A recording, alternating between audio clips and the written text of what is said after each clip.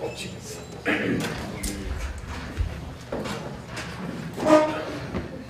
Good morning, ladies and county board. To observe a moment of silence in honor of those who protect and serve this great nation, both at home and abroad, and also for those innocent victims of crime and war, both here and abroad. We'll follow that with the Pledge of Allegiance.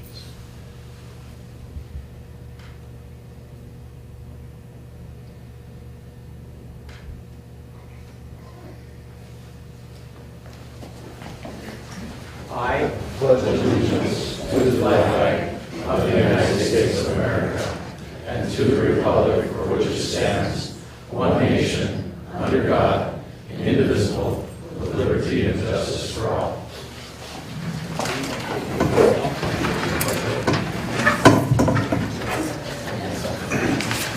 Clerk Chapman, would you please take the roll?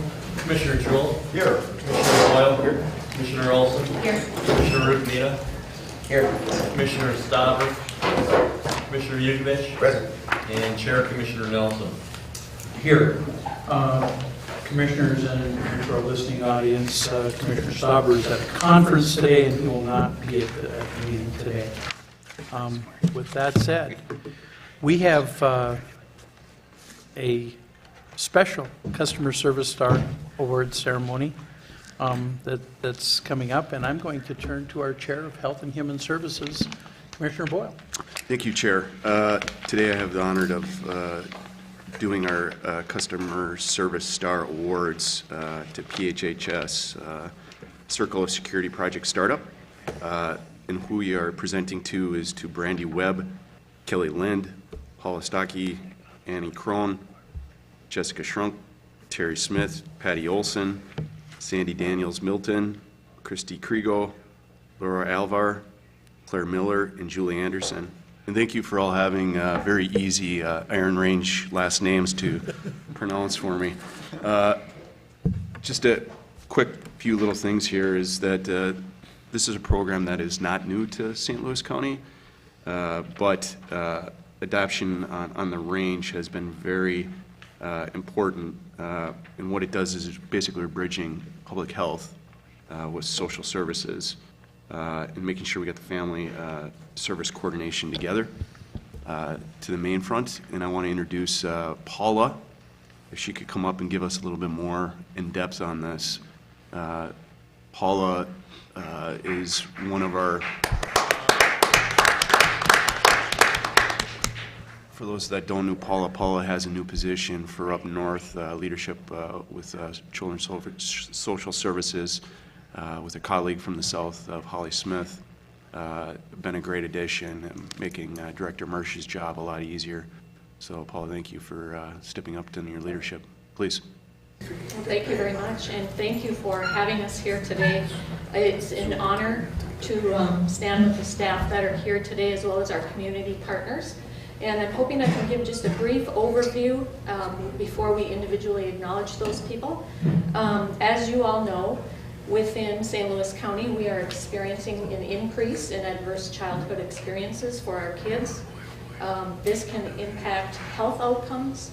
We're also seeing an increase in child maltreatment again this last year and increase in out-of-home placements. We really want to reverse that trend, and we recognize that we're going to do that one family at a time. So we thought very important research-based programs that Circle of Security provides and partnered with the Northern Collaborative, and we're able to get a grant with the Collaborative as well as some other resources to bring up some training. Circles of Security is a relationship-based parenting program. It's designed to engage a parent to recognize, to respond to the needs of their child. It's different in that it's recognizing that at a certain point, parenting is good enough. And it's not a shame-based program. It's focused on decades of attachment research, and it's creating adults that are more aware of their child's needs, how to read their behavior, and then how to address the need that that child is expressing. The Circles of Security model is delivered through trained facilitators in either an 8-week individual or group. And last May 2017, the collaborative, the Talent Development Program, and the Department of Human Services were able to provide funding to get the training here. 85 people from across the US and Canada attended the internationally renowned training. 48 of the 85 participants were from rural St. Louis County. That's really exciting for us on the range. 21 of those 48 people were staff from St. Louis County, either social workers, public health, supervisors, etc. The staff that are being acknowledged here today really stepped up to take on Circles of Security and implement groups or individual sessions or training to spread the practice. We partnered with the community, we partnered with the South workers who already had some knowledge, brought them up to provide additional training, and in a really unique experience, public health workers and social workers are partnering to provide the groups. We're also providing groups to foster care providers to help support them to address some of the needs of the kids that are in their homes. So it's really fantastic. I think mostly the staff are providing excellent customer service to the caregivers in our community, and we're bound to have an impact on the trends that we see increasing. We hope to expand Circles of Security in the future, but we recognize, again, it's one family at a time. So if we can not only acknowledge the staff, but we would like to thank our community partners, Jennifer Girulli, the director of the Northern Family Service Collaborative, and her partnership in the grant writing and hosting, Michelle Ufford with NemoJet and the Workforce Center for assisting with funding and space, Anna Amundsen and Chad Buggard from the Masabi YMCA in Mount Iron, and Pat Ives from the Kitty Carousel in Hibbing for partnering with staff to host the children and families in their facilities and really provide a very neutral, warm, welcoming environment for the kids and families. As I said, we really hope to grow this promising practice, and I'm really excited about the families and the kids' lives that we have touched. So if I could just ask that the staff come up and our partners come up just to be acknowledged. I really appreciate you commissioners being willing to do so. I do have a handout that helps give an overview as well. I'll pass that out now. Thank you. Because we have so many recipients, I want to make sure that we individually acknowledge each one of them. So if you would please read them off, I will assist Commissioner Boyle in handing out the customer service stars, and then please announce those community collaborative members and they can come forward. But I want to make sure that we individually acknowledge these staff members as they come up here one at a time to receive Thank those. you. If you would do that, please. Well, I would be happy to. So can I ask Laura Alvar?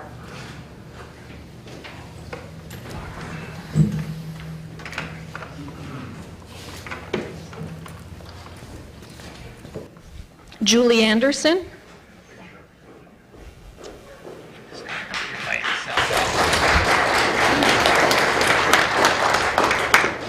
Chris Rigo?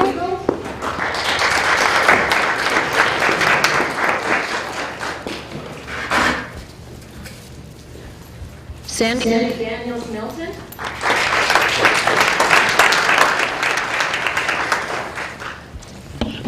Annie Kroll?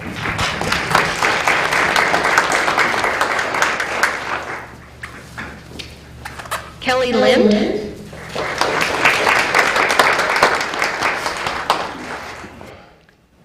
Claire Miller?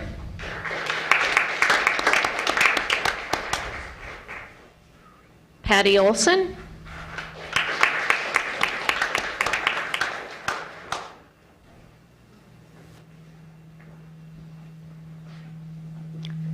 Jesse Shunk.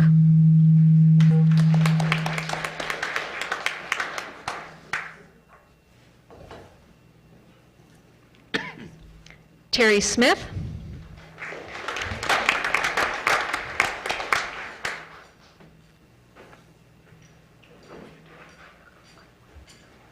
And Brandy Webb.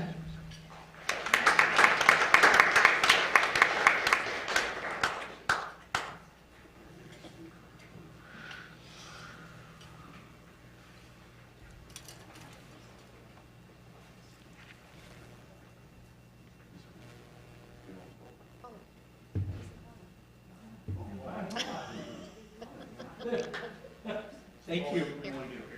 Okay. No? Okay, and our community partners, we have Jennifer Geruli.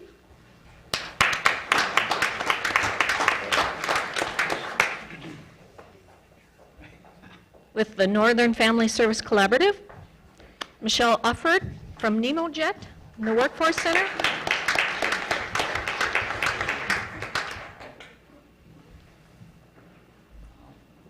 We have Anna Amundsen and Chad Buggart from the Mesabi YMCA.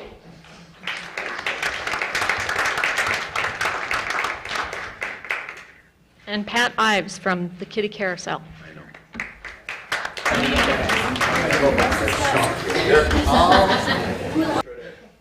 Group in as best we can, and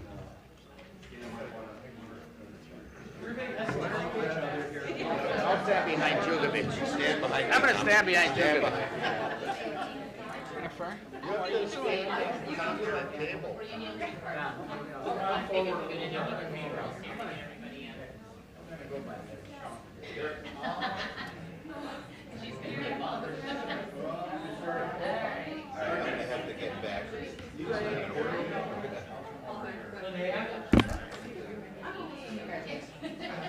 Hang on a second.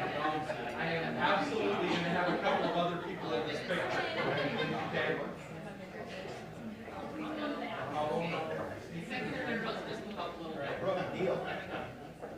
I'm healing already. You got the idea. Okay, I did not see. There we go. All right. There we go. Can everybody see me?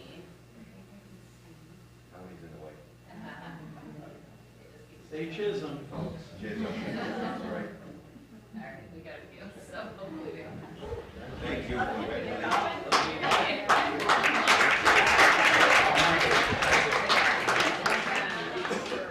Congratulations. How can you not smile when you say Chisholm? That's right.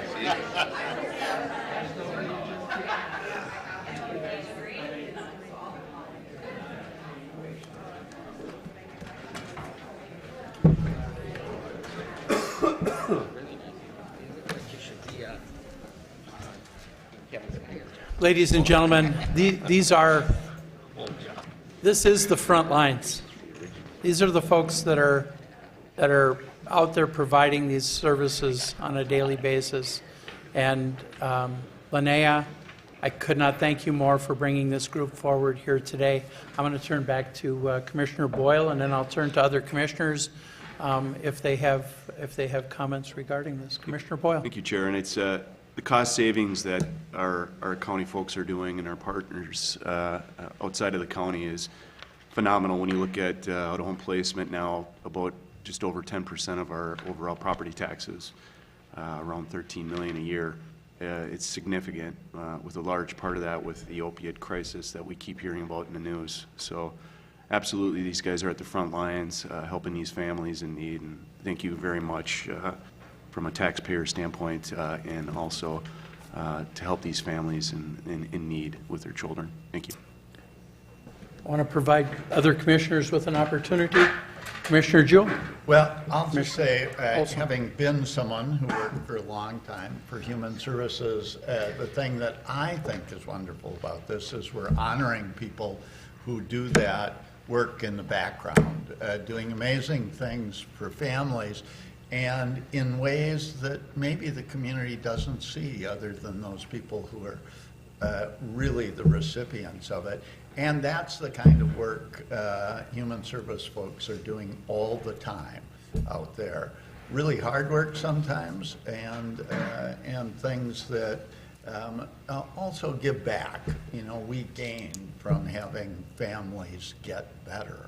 But it's exciting to see the huge crowd of people who came forward, and also the community connections that are making that possible, from the Y to the others who, I have to say, it would be nice if there was more than one guy involved. But other than that, it's a wonderful thing, and I'm certainly excited about it. Thank you, Commissioner Jewell. Commissioner Olson. Thank you, Chair. Commissioner Nelson. I just wanted to say thank you so much for your extra time and innovation and ideas that you put into this, and I just really want to encourage you to continue to bring forth those ideas and those innovations and look for those community partners, because I think it's our responsibility to really take your ideas on the ground and to put them into practice. I think that's the commissioner role. That's our place. And so we want to continue to hear those ideas and all of these creative ways that you're coming up to work with families to make a big difference in our community. So just thank you for all the work you've already put in and for all the ideas that I know are yet to come. Thank you, Commissioner Olson. Commissioner Yugovich. Thank you, Chair Nelson. Just briefly, I congratulate everyone for all the hard work you put in. As some of you know, I spend some time and I come and visit with Public Health and Human Services. I've learned a lot. I've learned a great deal.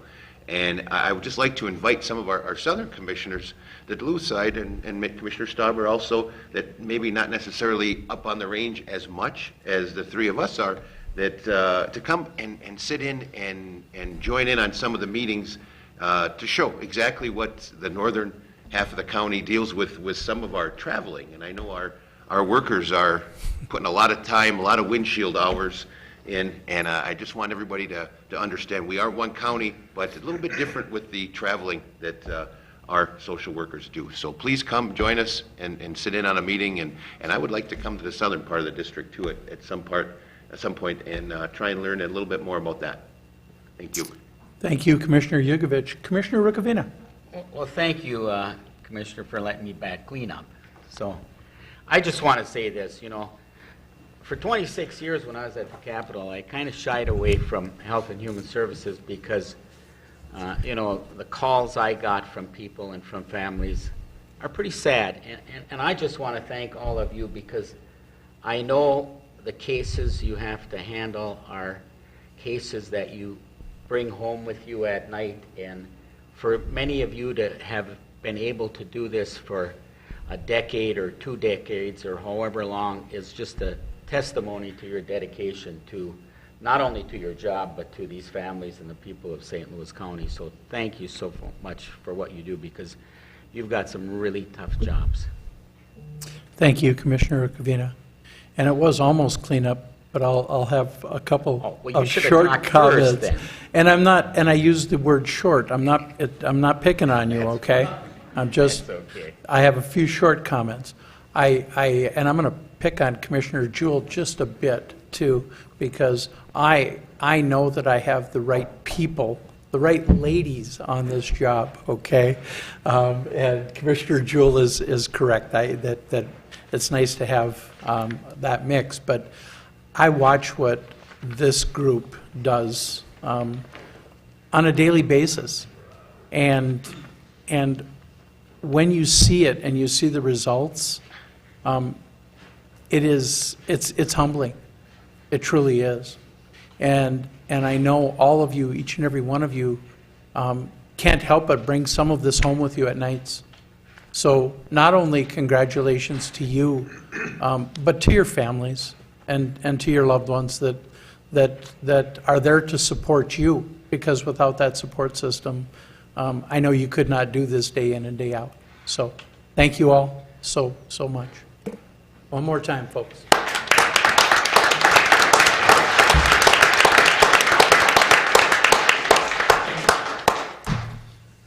I want to thank department heads. Everybody has been working with administration on these customer service awards, and it is it's fun. I hope commissioners are enjoying it as much as I am.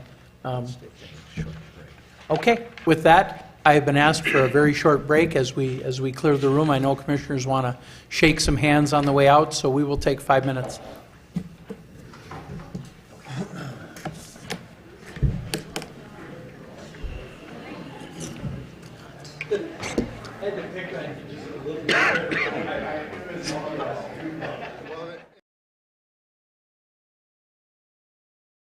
Show up on the committee of the whole, and we do have our ditch committee and stuff, so it's again, we have a very busy agenda, and I will get back to it here at this point.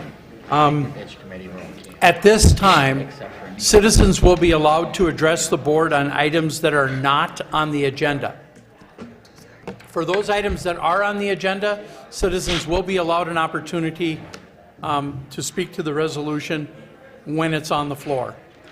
Is there anyone here today to speak to items not on the agenda? Seeing none, we will move on. We do have a 9:40 or thereabouts public hearing, and I will turn to Clerk Chapman to please read the rules of that public hearing. This public hearing is being conducted pursuant to Minnesota Statute Section 340A, St. Louis County Ordinance Number 28, which is the liquor ordinance, and the standing rules of the county board.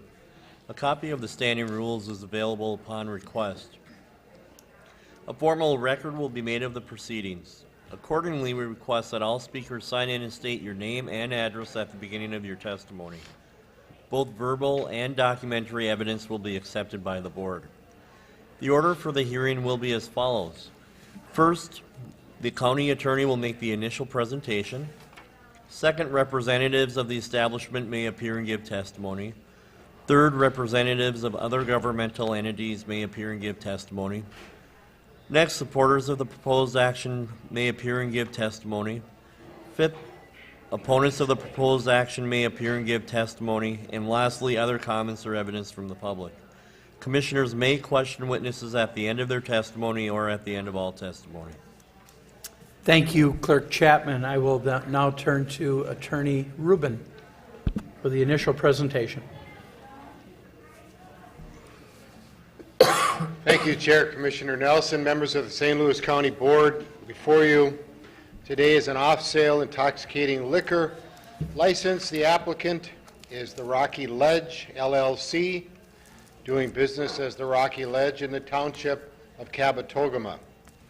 In the packet that I will be submitting to you, we have the Cabotogama Township approval, documentation that there is liquor liability insurance valid through July 1, 2018, notice of the liquor licensing committee meeting sent to the applicant on January 26, 2018, minutes of the February 6, 2018 liquor license committee meeting, the liquor license checklist that includes public hearing resolution number 18-123, adopted February 27, 2018, notice of the public hearing, published March 1, 2018 in the Duluth News Tribune, notice of the public hearing sent to the applicant on February 28, 2018, and finally confirmation that the real estate taxes are paid and up to date. I'll submit this packet to the board. Thank you, Attorney Rubin. At this point, representatives of the establishment may appear and give testimony. Are there representatives of the establishment that wish to appear and give testimony here today? Are there any representatives of the establishment? Please come forward if you would. State your name and address for the record. My name is Tim Hendrickson, Rocky Ledge, Gapper Road, Township of Cabotogama. Very good. Thank you for coming today. Commissioners on the Liquor Committee, care to ask the same question that's been asked of them at the Liquor Committee? Well, the comment... Commissioner Jewell. Yes, thank you. So I assume you've read the rules and regulations related to liquor establishment and understand them and will run the establishment. Yes, sir. Okay, thank you. Thank you for doing that, Commissioner Jewell. Any further comments, sir? No, sir. Thank you very much. At this point, representatives of other governmental entities may appear and give testimony. Are there any representatives of other governmental entities that wish to appear and give testimony? Seeing none.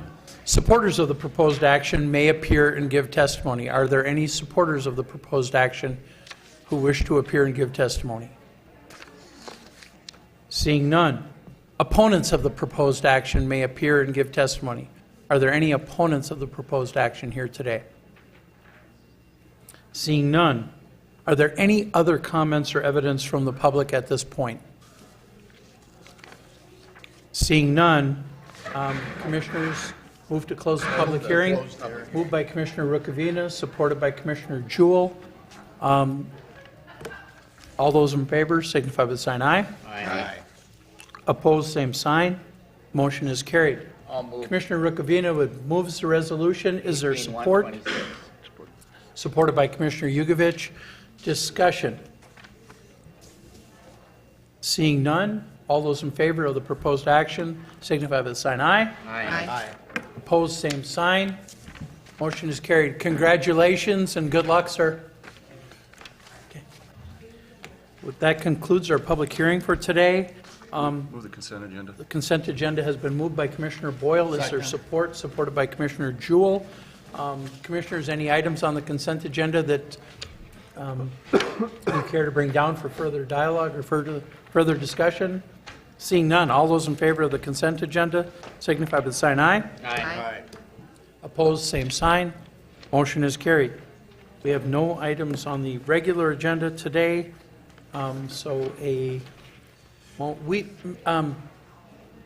Administrator Gray, is there any reason to continue this board meeting? Are there items on our committee of the whole that are sensitive, time sensitive, that we would need to? I note that we have a number of public works pieces on there, and I'm just wondering if there's anything that's time sensitive. There is Chair not. Nelson, Commissioners, no, we've talked to the department heads, and we can proceed on a two-step process consistent with our normal procedure. Thank you, Administrator Gray. And to the audience, I'm going to apologize. I'm fighting one of those late winter colds, so if I have to pause for just a second, you'll understand that I, like about half of the free world, is fighting off something, okay? So with that, a motion to adjourn the board meeting at this point. Moved by Commissioner Boyle, supported by Commissioner Yugovich. All those in favor signify by the sign aye. Aye. Opposed, same sign. The motion is carried. We will reconvene as the Drainage Authority in 3 minutes. Okay? We're going to keep moving here. Well, we'll take a brief break. Director Faldesi, if you want to get set up for the Drainage Authority stuff, that's why I'm providing some time to...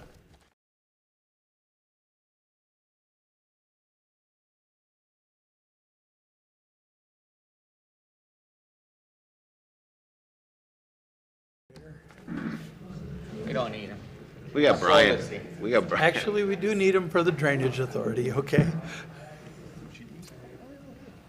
Brian can handle it. Thank you.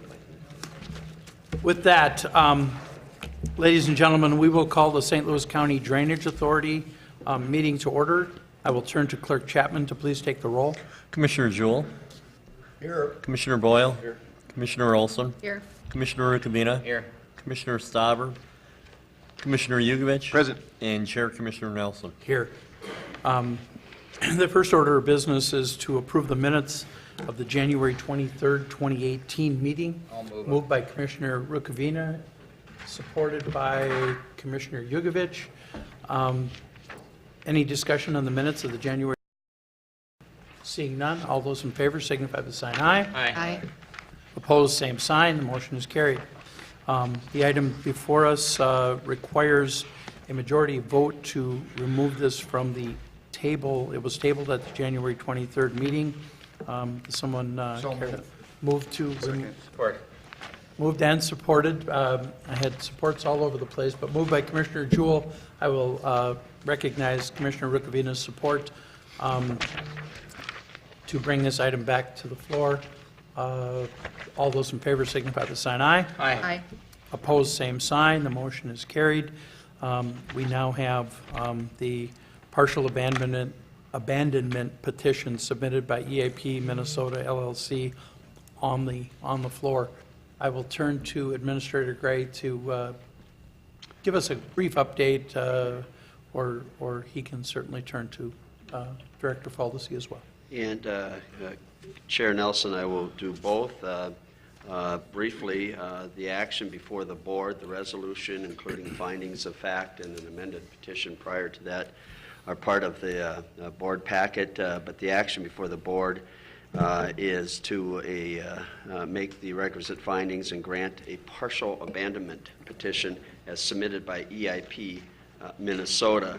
As the board is aware, we've had public hearings opened and reopened in a couple of instances. So this is not a public hearing per se, but this is the public action on the resolution.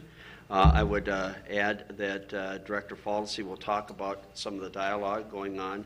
We received a lot of input from area residents and others, and Director Faldesi and his team have been working with EIP and residents to come to what we think is an updated findings of fact and action steps that will recognize the input from the public and be a good support for the resolution to approve the partial abandonment. So with that, I'll turn it over to Director Faldesi. Thank you, Administrator Gray. Director Faldesi.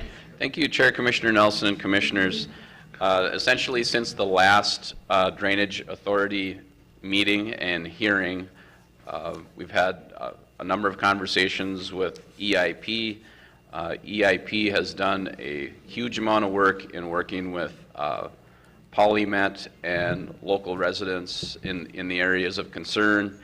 And myself, we've had discussions as well about some additional conditions that we would like to put on the abandonment in order to ensure that the bank is operating the way we expect it to. And so if I would ask you to turn to the findings of fact and order that is in front of you. So essentially, again, just to remind the Drainage Authority that this is a petition to abandon essentially 3 segments of ditch L13, L14, and M15. And I will address kind of some of the belts and suspenders things that we have talked about with EIP as conditions for this abandonment, which they've agreed to. So looking at the resolved further then on the order, the first is kind of a normal condition that essentially EIP would pay the county or the Drainage Authority's engineering services costs, which is a normal course of business. That's a condition. Second condition is that as EIP is doing its work on the ditch M15 portion, so this would be kind of in the northwest portion of the bank on the west side of Highway 7, that as they're doing that, they will remove some beaver dams or other obstructions that may continue to exist on ditch 1 north of the first ditch check and up to their EIP property line.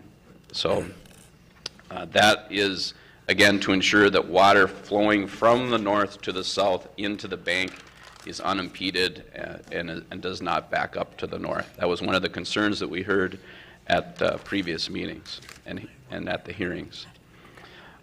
Second, or rather the third requirement or condition is that EIP agrees to place breaches or low water crossings in a existing ditch spoil berm that runs along the west side of ditch M1. And what that's really designed to do is, right now the water is somewhat constricted, flowing from north to south. and it has to basically get past that berm in order to then spread out onto the EIP property.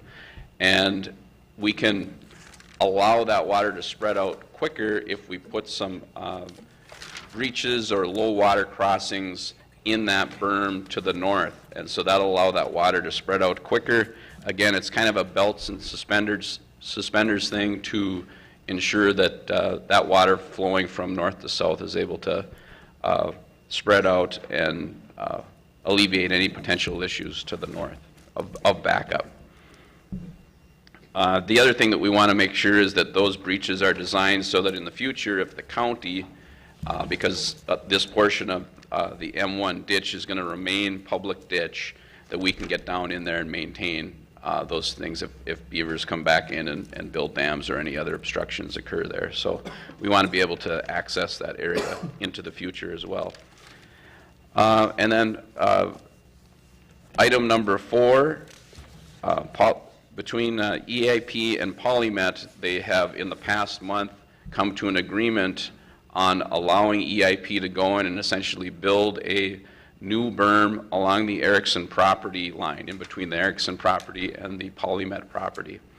Polymet has also agreed to allow EIP to put equipment temporarily stored on their property so that in case during this spring breakup, if the existing berm along the Polymet EIP boundary were to fail, they can get over there and repair any potential breaches during the spring breakup. So again, I'll compliment EIP. They have done a ton of work to get this agreement in place with Polymet, and compliment Polymet in the fact that they've been a willing partner in order to resolve and take care of these issues as well. So that's a very important condition in this case to alleviate both short-term and long-term issues there. I think with these things in place and all the previous work that we have done with EIP and studying the bank and how this water is going to be handled, that we are confident that all of the conditions for abandonment have been met, and we recommend that the Drainage Authority carry forth with this findings of fact in order to abandon the ditches as stated here. Thank you, Director Faldesi. Director Faldesi, am I to understand that this resolution that we have before us today has been amended from the original one that we had here at the Drainage Authority's last meeting? Chair, Commissioner Nelson, and Commissioners, correct. It has been amended with the additional conditions you see here. Very good. The original maker of that motion was Commissioner Rukavina, and the original supporter was Commissioner Jewell. Are you okay with the changes that has been made to the resolution? And you would move the new resolution, Commissioner Rukavina?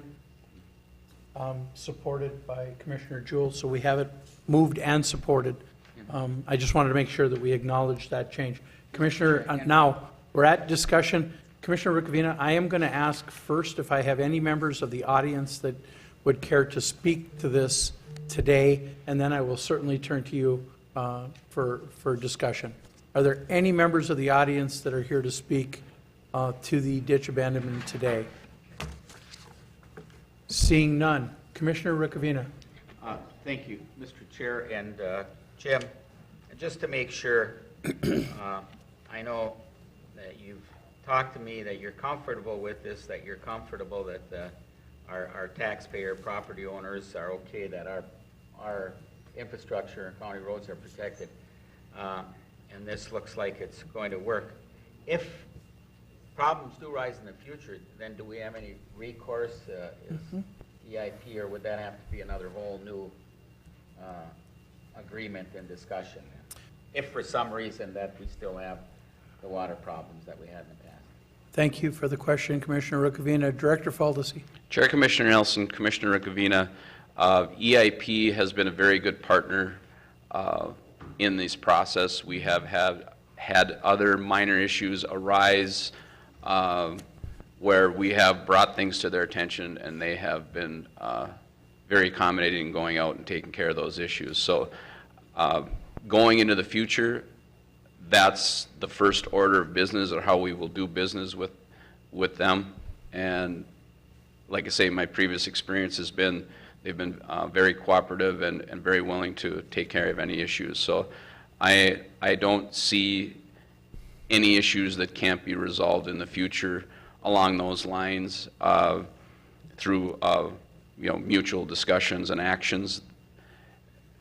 Worst case scenario, and I only bring this up as a hypothetical, there are other avenues of recourse, obviously, if we disagree and we feel things need to be taken care of differently. But it's been a good relationship. Thank you, Director Faldesi. Commissioner Rukavina, did that conclude your questioning? Commissioner Jewell. Well, I only want to add that, to Jim's comments that from the beginning, EIP has been a remarkable partner in trying to figure these things out.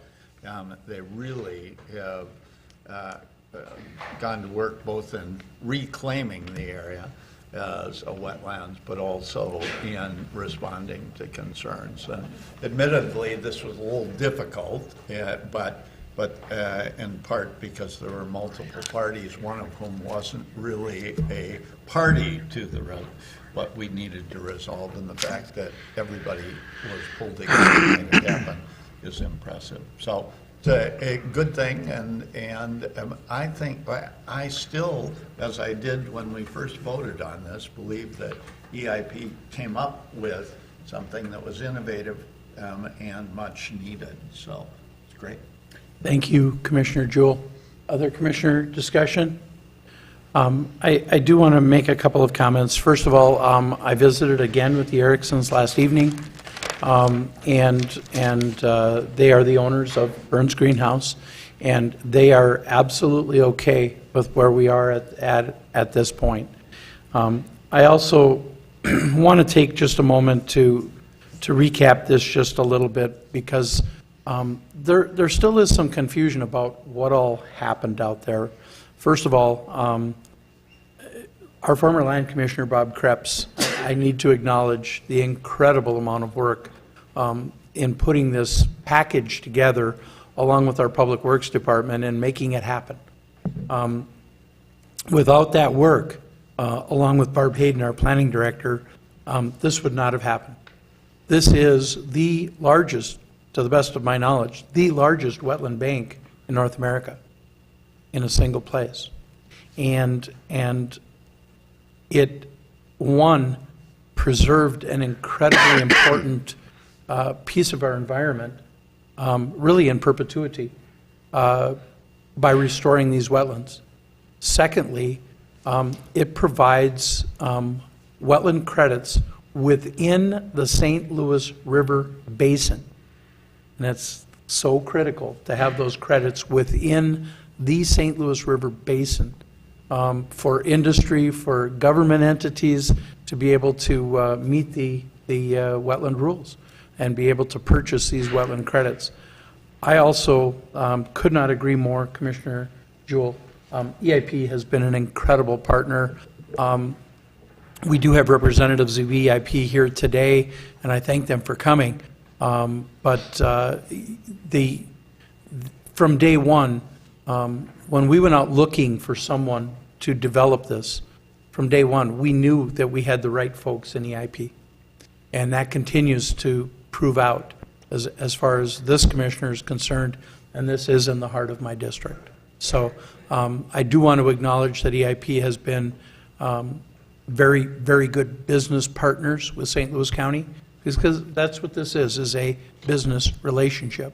And I don't have issues going into the future. I see that relationship only growing and getting better.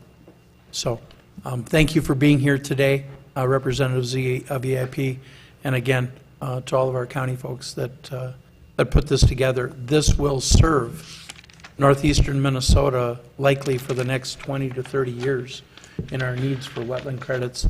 And again, like I said, in stabilizing this wetland bog area in perpetuity. It is amazing how many people come to visit that Zimsax bog area on an annual basis and how much enjoyment they get out of it. So with that, Commissioner Rukavina. Mr. Chair, I think we'd be remiss if we didn't recognize our very capable ditch attorney who came all the way up from St. Cloud, because any attorney that goes into ditch law has got to be recognized. Probably one of the few experts, definitely in the state, but thank you for coming up also, and I don't know if you want to comment other than just hide back there in the back of the room. So. Commissioner Rukavina, there are 2 ditch attorneys in this state, and yes, we did pick a very, very capable individual to assist us in this process. With that, and seeing no further comments from the board, all those in favor of the resolution as it appears before us, signify by the sign aye. Aye. Opposed, same sign. Motion is carried. Let the record reflect that it was a unanimous decision. With that, move to adjourn the ditch committee, moved by Commissioner Jewell, supported by Commissioner Boyle.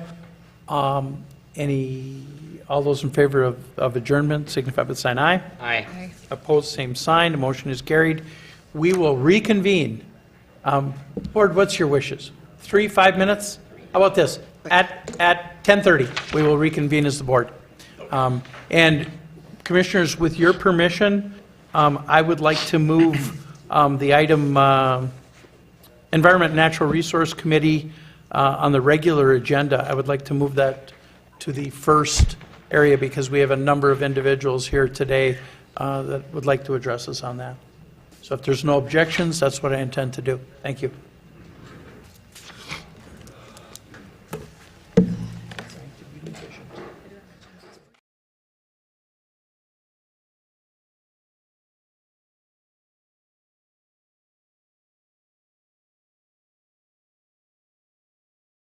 And I will turn again to Clerk Chapman to please take the roll. Commissioner Jewell, He is here. He is out in the hallway. Commissioner Boyle, here.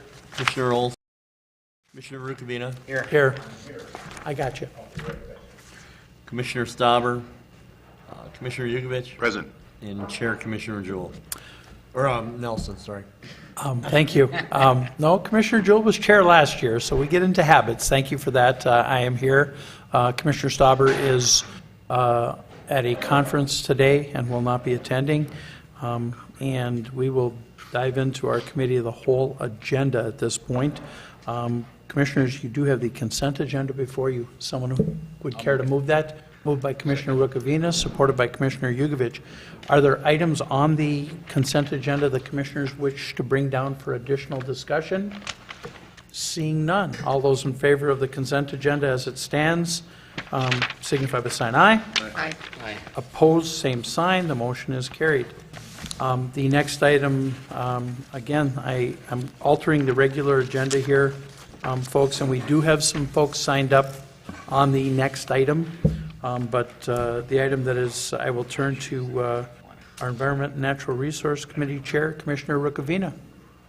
Thank you, Mr. Chair. I would move 18151 and I'll second. Commissioner Tukovic. And members, I asked for this to be put on the agenda because I received a call last week about some deadlines that were approaching for applications for grants. And so there is kind of an urgency to move this, as the resolution points out. They're asking, the groups here are asking for 2 grants, one from the Greater Minnesota Parks and Trails Regional Trail, which I believe, Commissioner Nelson, you may be on. Is that the one you're on, or is that a different one? Commissioner Rukavina, I am no longer a member of the GRMPTC, but I was a previous member of it. And that's one, and the other one is a federal trails program. Both of those applications, when they applied, and I think we'll hear that from some of the members of the audience, asked for a sponsor such as a county because of the miles of trails that are included in these requests, that the county be a sponsor, a fiscal sponsor. So, members, with that, I've got a few other comments, but I think it's more important to listen to the audience, so I know there's people that are wanting to testify today, so I think, Mr. Chair, with your indulgence, I guess I'm chairing right Chair now. Commissioner Ricavina, I you are guess the I'm chair. I'm going chairing, to bring yes, you the list yes. right So I now. will actually look at the list and see who we have signed up. And I'm going to ask if maybe Mr. Ron Potter, Mr. Bestie, why don't you come up first, since Mr. Bestie... Mr. Chair, I would ask that we follow that list of sign-up, and I understand what you're trying to do, Mr. Chair, and I respect the chair as in the call, but this county board has always followed the sign-up sheet. Oh, well, Mr. Banovitz jumped ahead of everybody, so maybe he can yield to Mr. I'll yield my time. Yeah, there you go. We'll yield that. And Mr. Potter wanted to yield, I know that, so I think Mr. Bestie would be the appropriate person, because Mr. Bestie actually started the Voyagers with the help of other members and grew it from a club of, I think, about 80 members or 100 members to right now a club of close to 800 members. So welcome to the committee, Mr. Bestie, and maybe you could tell us a little bit about the request and the urgency. Okay, well, thank you. And your club, too. Thank you. There's a couple other names on here, too, that we can get turned into at appropriate time. Let's see, did you get the handout? I guess you did, okay. Yes. So good morning. My name is Bruce Bestie. I'm here representing the Voyager Country ATV. I live in Crane Lake. You have your 2 packets. We started Voyager Country ATV in the spring of 2015 with 66 members. We grew to over 300 members in a very short while. And today number over 700 members, the largest ATV club in Minnesota, maybe the biggest anywhere. In fall of 2016, we helped establish the Quad Cities ATV Club, and soon they will be bigger than us. Let me go back to the summer of 2015 when we started.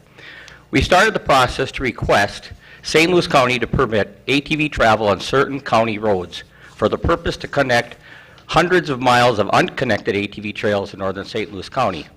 You listened to our request, and during the fall of 2015, County Roads 180 and 24 were permitted as a pilot. Then in the spring of 2016, St. Louis County passed the ATV ordinance. Back in 2015, we made it known that we were looking to connect certain trails of those hundreds of miles of unconnected trails, but connect them in the wooded forest, thereby reducing ATV traffic on the county roads. After all, we believe that the riders would prefer woods trails to road riding. We are here today as volunteers working extremely hard to establish a premier ATV trail system in northern St. Louis County and northeast Koochiching County. Last year we were awarded $150,000 from the Minnesota legislature. The money came from ATV dedicated fund user fees, and the money was for 4 things. 1, to develop a master plan for a trail system connecting International Falls to Ely and Lake Katogam to Lake Vermilion. I'm guessing that's about 25 to 30% of the county that we'll be looping back and forth. Master plan is complete. Number 2 on the list was to identify priority trails projects for a phase 1 and for phase 2. The 3, complete wetlands delineation across those highest priority trails. And 4, to engineer a bridge over the Vermilion River at an old trestle site. I know everybody's heard talk about our bridge plans, but this is starting to look real. So all of that planning work is nearly complete. I'm excited today asking you to pass 2 resolutions supporting funding requests for one of those high priority trails. This to run between the resort community of Crane Lake and the U.S. Forest Service recreation picnic area at Vermilion Falls. These resolutions are a request for support on $150,000 Federal Recreation Trail Program grant known as RTP, and for a request to be a high priority regional trail designation project from Greater Minnesota Regional Parks and Trails Commission known as GMRPT Commission. The City of Aurora has been our sponsor, but our plans are just too large for the City of Aurora. We need St. Louis County to help us. The trail that we're talking about today is currently a 5.5-mile Grantonade snowmobile trail, And we are working to enhance the trail to be a multi-use trail with ATVs, and at the same time, making a better and safer snowmobile trail. I own a small resort in Crane Lake. Our guests come for fishing, family vacations, and snowmobiling. I opened my property tax statements the other day, and my property taxes on that small resort are $15,342. I added my house and they're $17,736.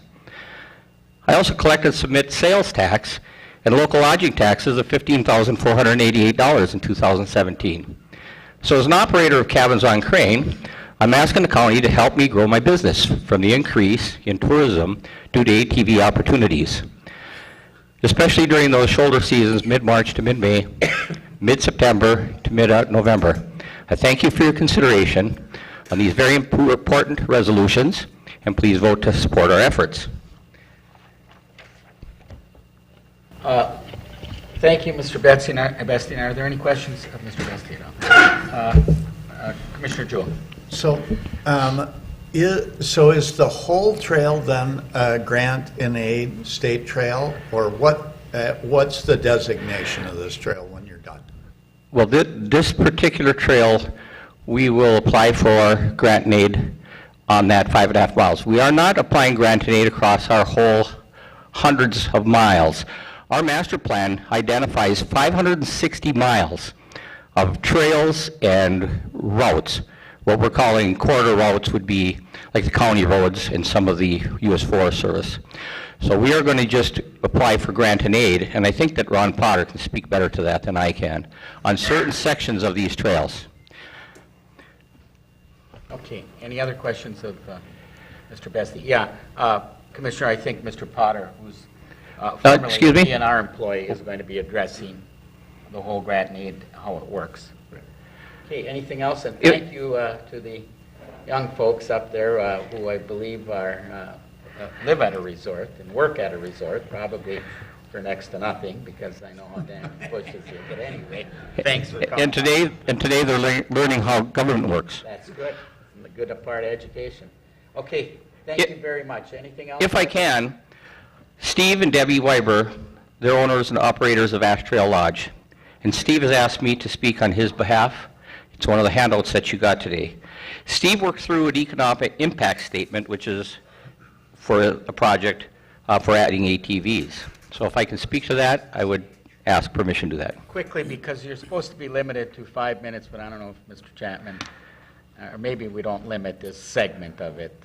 Chair Commissioner Rukavina, this is your committee. So as quickly as you. I will paraphrase. Because I know you like to talk as much as I do. So, No sometimes way. More, Tom. Okay, I'll just paraphrase. Implementing the Voyager Country ATV Master Plan could have a tremendous positive impact. As longtime owners of a typical resort in the area, we offer the following input in hopes that it convinces all agencies to move forward as quickly as possible. You have this. I'll hit just a couple highlights. Most of March, April, October, November, December, we are essentially closed as hunting revenue is insignificant. We are in the recreation business. ATVs would add an additional season, resulting in increased revenue, state and local taxes, purchases. Revenue is clearly good for state and employee wages. He's got on here, let's assume the ATV business is equal to snowmobiling. That would add lodging revenue 25%. That means resort staff plus 25%. Our local purchases. As he says, our area needs a new growth opportunity that brings a significant number of customers to a new form of recreation, resulting in significant revenue growth. ATVs could do that. We have the infrastructure to provide lodging and services for the ATV customers. What we don't have is the trail system that would bring them here. And then his final comment is, you multiply his numbers by 50 resorts that possibly are in the county. Thank you. Thank you very much. Commissioner Jugovich. Mr. Chair, thank you. Correct me if I'm wrong, but I believe right now ATV registration has dwarfed snowmobile registration in the state of Minnesota. Rough estimates, probably 3 times as many. There's just very near 300,000 registered ATVs in the state of Minnesota, and they need places to ride. Okay. Okay, any other questions? Thank you very much. Thank you to our young government folks. Next, we have Mr. Banovitz.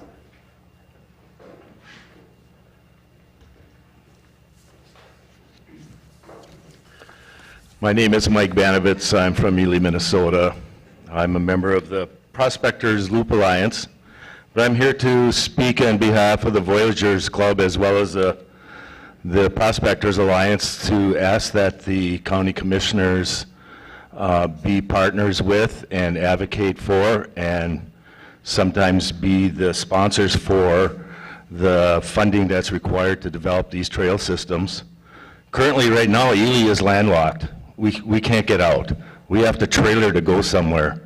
So some of the ideas of connecting Ely to International Falls is something that I hope that you guys would support. And so I'm just asking for you guys to give as much support as you can to the ATV clubs to help us try to catch up to some of the development that's a lot better than us, like in the state of Wisconsin and some other parts of Minnesota. Thank you. Any questions of Mr. Banovitz? Thanks for coming down all the way from Ely, Mike. And next then, Mr. Potter. Members, just a little history on me and Mr. Potter. Mr. Potter used to be, I think, an assistant commissioner or whatever they called them at Parks and Trails. And I'm going to apologize in front of everybody because they used to give him such a bad time. And he's really a nice guy, so I felt bad about it for years. But at the time, like you, Commissioner Nelson, the DNR you kind of had to keep an eye on him at that time. Welcome to the commission board. Thank you, Chair Rukavina and commissioners. Thank you for the opportunity to be here today to address you. My name is Ron Potter. I live at 4004 Swanson Shores. It's in Eagles Nest Township, and I'm here representing the Prospector Loop Trail and the Prospector Alliance. And I want to thank you for your efforts to open up the county roads. Those have been very important to provide links to the communities and to the services. Nobody expected it to be the trail system, but it provides those important links to get the gas, to get the food. We need St. Louis County to be our partner on this ATV trail system. You are the appropriate local government unit for a project like this, of this magnitude. It's not something new to St. Louis County. You've sponsored a dozen snowmobile trails over the years or more for like the last 25 years. If we could remember back when snowmobile trails were being built, it would probably be similar situations that we're dealing with. But in reality, things have changed nowadays.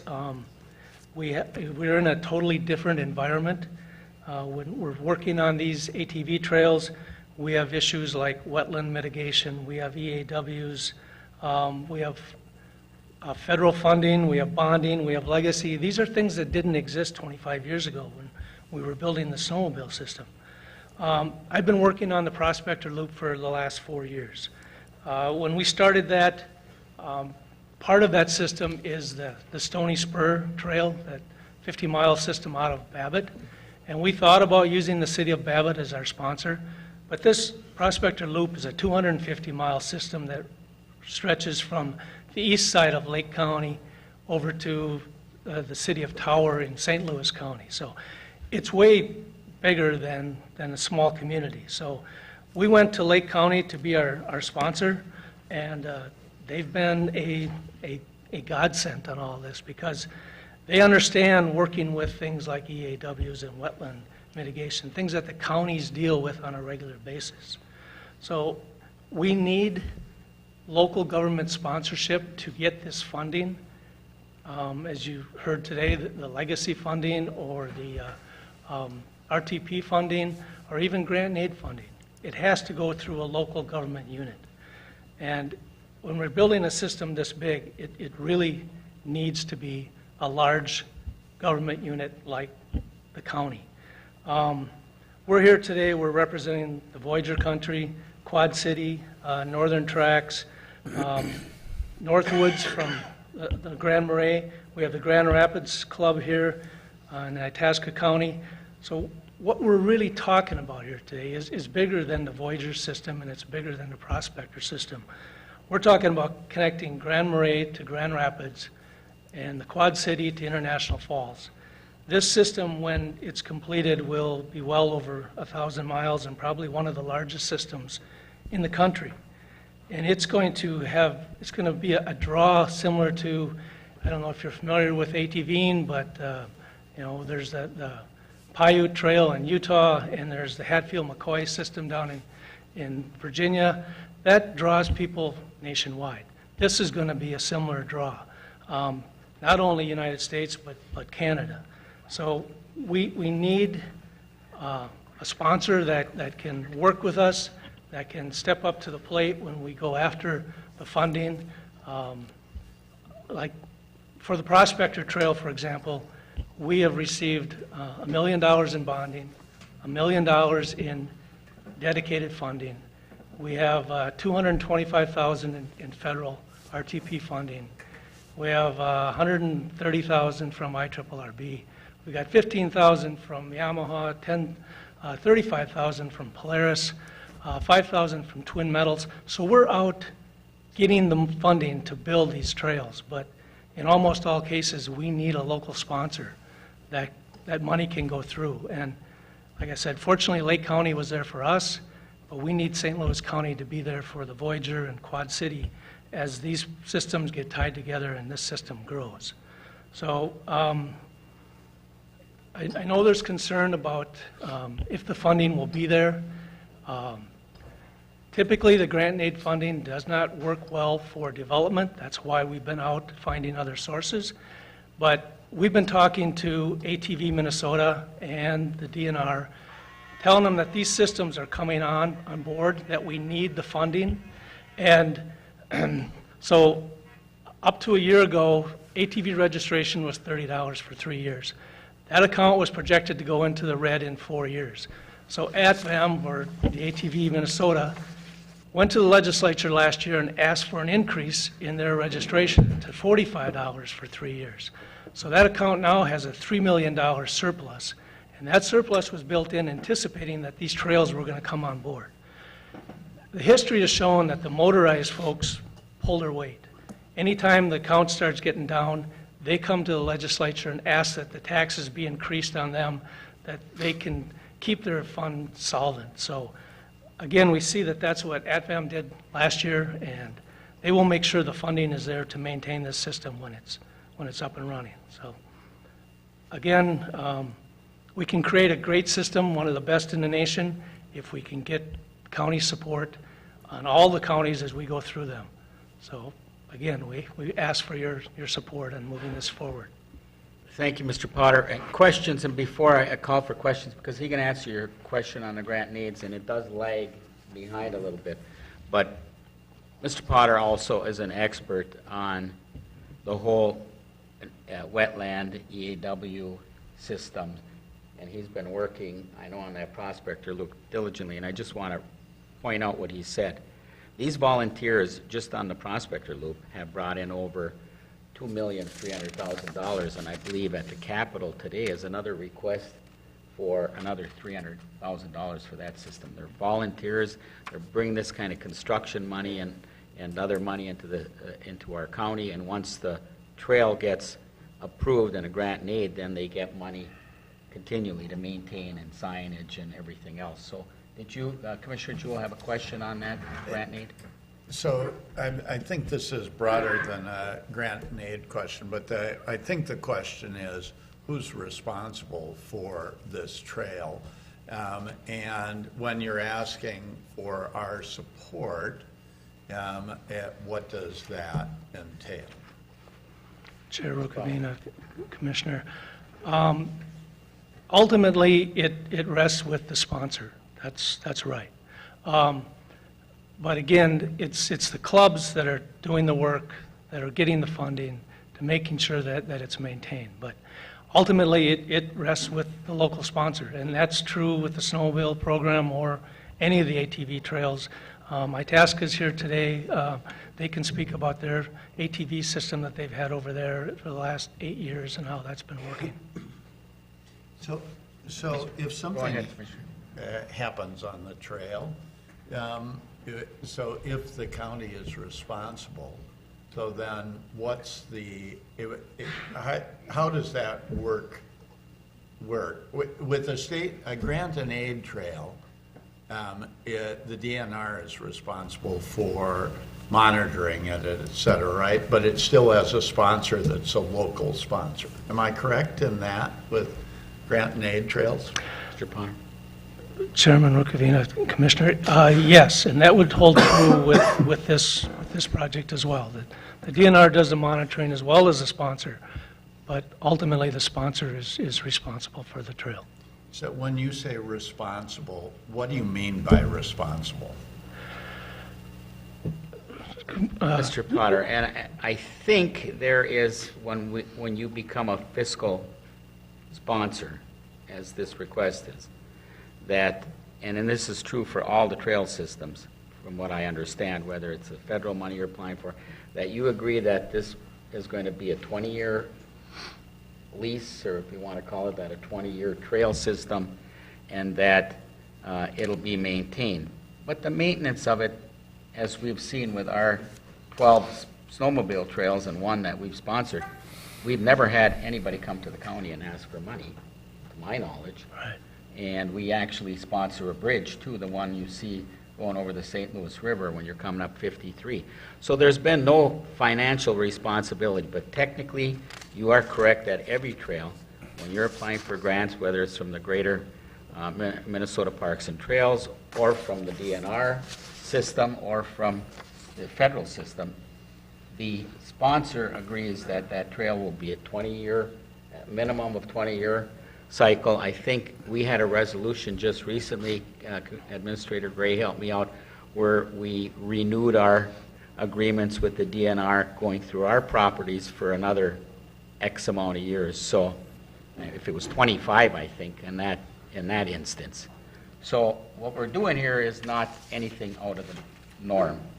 And I understand your concerns about, will we ever get stuck? And that's why I put in a resolution that if there ever was a time that happened, which has never happened to date, with all of these old snowmobile trails and the ATV trail and the bridge, that we would have to vote as a board to approve that. So, Commissioner Boyle. Thank you, Chair. And it's a question I have either for one of you two that have a lot of knowledge based on this is, these bridges are expensive, as we well know. What happens 50 years down the line when this bridge is going to need some direct repair? Where does that fall to the county board then, or is that where the trails they ask for help from the state? Commissioner, in this resolution, there are no bridges, to my knowledge, that are in there. Maybe there's some little ones. I think if you're referring to the bridge that you saw over the Vermilion River, that, by the way, there's been legislation passed that the county would be the sponsor. I think that just happened. But the clubs, and I don't know who else, if it was the DNR or in that bonding, are putting money aside for what they think, and maybe Ron knows the answer to that. They're putting money aside right now for when the decking, which is probably the only thing that'll need to be addressed, might deteriorate in the next 25 years. But can you answer that question, please? Chairman Rukavina, Commissioner. At the point where these major capital improvements need to be replaced, we will work with the sponsor to go back and get bonding or legacy or whatever is needed to replace these capital investments. That's been the case with the snowmobile program for years and the ATV. So again, it's a partnership. We work together. We get the support of ATVAM on those type of major improvements, and we'll go get the funding to replace them when they need to be replaced. Mr. Potter, was there something done special on that? Yeah, there's bridge? There's some special appropriation for the bridge that you just seen, where there's funding being allocated from the dedicated accounts to cover the decking, which would be anticipated in 20 years. It would need to be redecked. That money will be granted to St. Louis County if this legislation passes. So you'll have the money way ahead of time to do the decking. And I'm assuming members put in some kind of an escrow account or something? Yeah, yeah. Okay. Any other questions on that? Commissioner Nelson. Thank you, Chair, Commissioner Rukavina. Ron, I first of all, congratulations. I understand you're now the new Vice President of ATVAM. My question is to a statement that was made earlier that not all of the trail will be grant and aid. So how much of the trail are you talking about having as grant and aid, and why wouldn't there be a request for all of it to be grant and aid? Commissioner, Chair Rukavina, Commissioner. I think the situation is different from club to club. With our system, we intend to put all of it into grant and aid. With the Voyager system, which is what we're talking about today, that will not all be grant and aid because some of that is county road, some of it is Forest Service, Maine Forest Service road. Grant and aid, I mean, those are already open. If it turns out that there's a maintenance need, then we would look at putting those in. But right now, that's not the plan. Mr. Chair, if I can continue. So what you're saying is that all of the trail will be grant and aid, but not necessarily existing roads. Am I understanding that correctly? Chairman Rukavina, Commissioner, yes, that's the way this is being approached, yes. That all the trail will certainly be grant and aid. And the roads, we will continue to assess, and if there's additional maintenance needed, then those will be put in at that time. Commissioner Nelson, you bring up a good point. You mentioned some of the federal on the Voyager system isn't grant and aid. Is it then federal forestry roads that they'll maintain, or what is it? Chair Rukavina, yes, yeah. The Maine Forest Service roads, they will maintain those. Yeah, that's part of their maintenance. But again, if it turns out that there's more impact than what they can maintain, then we'll look at putting it into the grant and aid system. Okay, any other questions? So, go ahead. Mr. Chair, if I can expand on that one more time, because as I ask the questions, I'm going a little deeper here, I think. A number of the proposed trails are easements on federal lands, but they are trails, not part of the federal road system.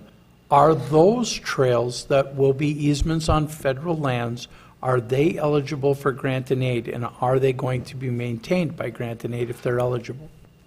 Commissioner Rukavina, Commissioner Nelson, Chair Rukavina. Yes, those will be put into grant and aid. Okay. You know, for our two commissioners that came after we opened up the county road system, you know, one of the requests we had for opening up the county road system for Commissioner Olson and Jugovich is that, you know, these people would come up or drive, you know, from wherever, and they'd be on a trail system, and there might be 5 miles of trails through the woods. And then they come to a county road, and technically they couldn't drive on it. We started a pilot program, and we had support of everybody. Commissioner Nelson and me and Stauber then were on a committee after Director Foldesy and his staff did a great job of using current statutes to open up our county road system. We basically opened up all the county except in county roads in towns.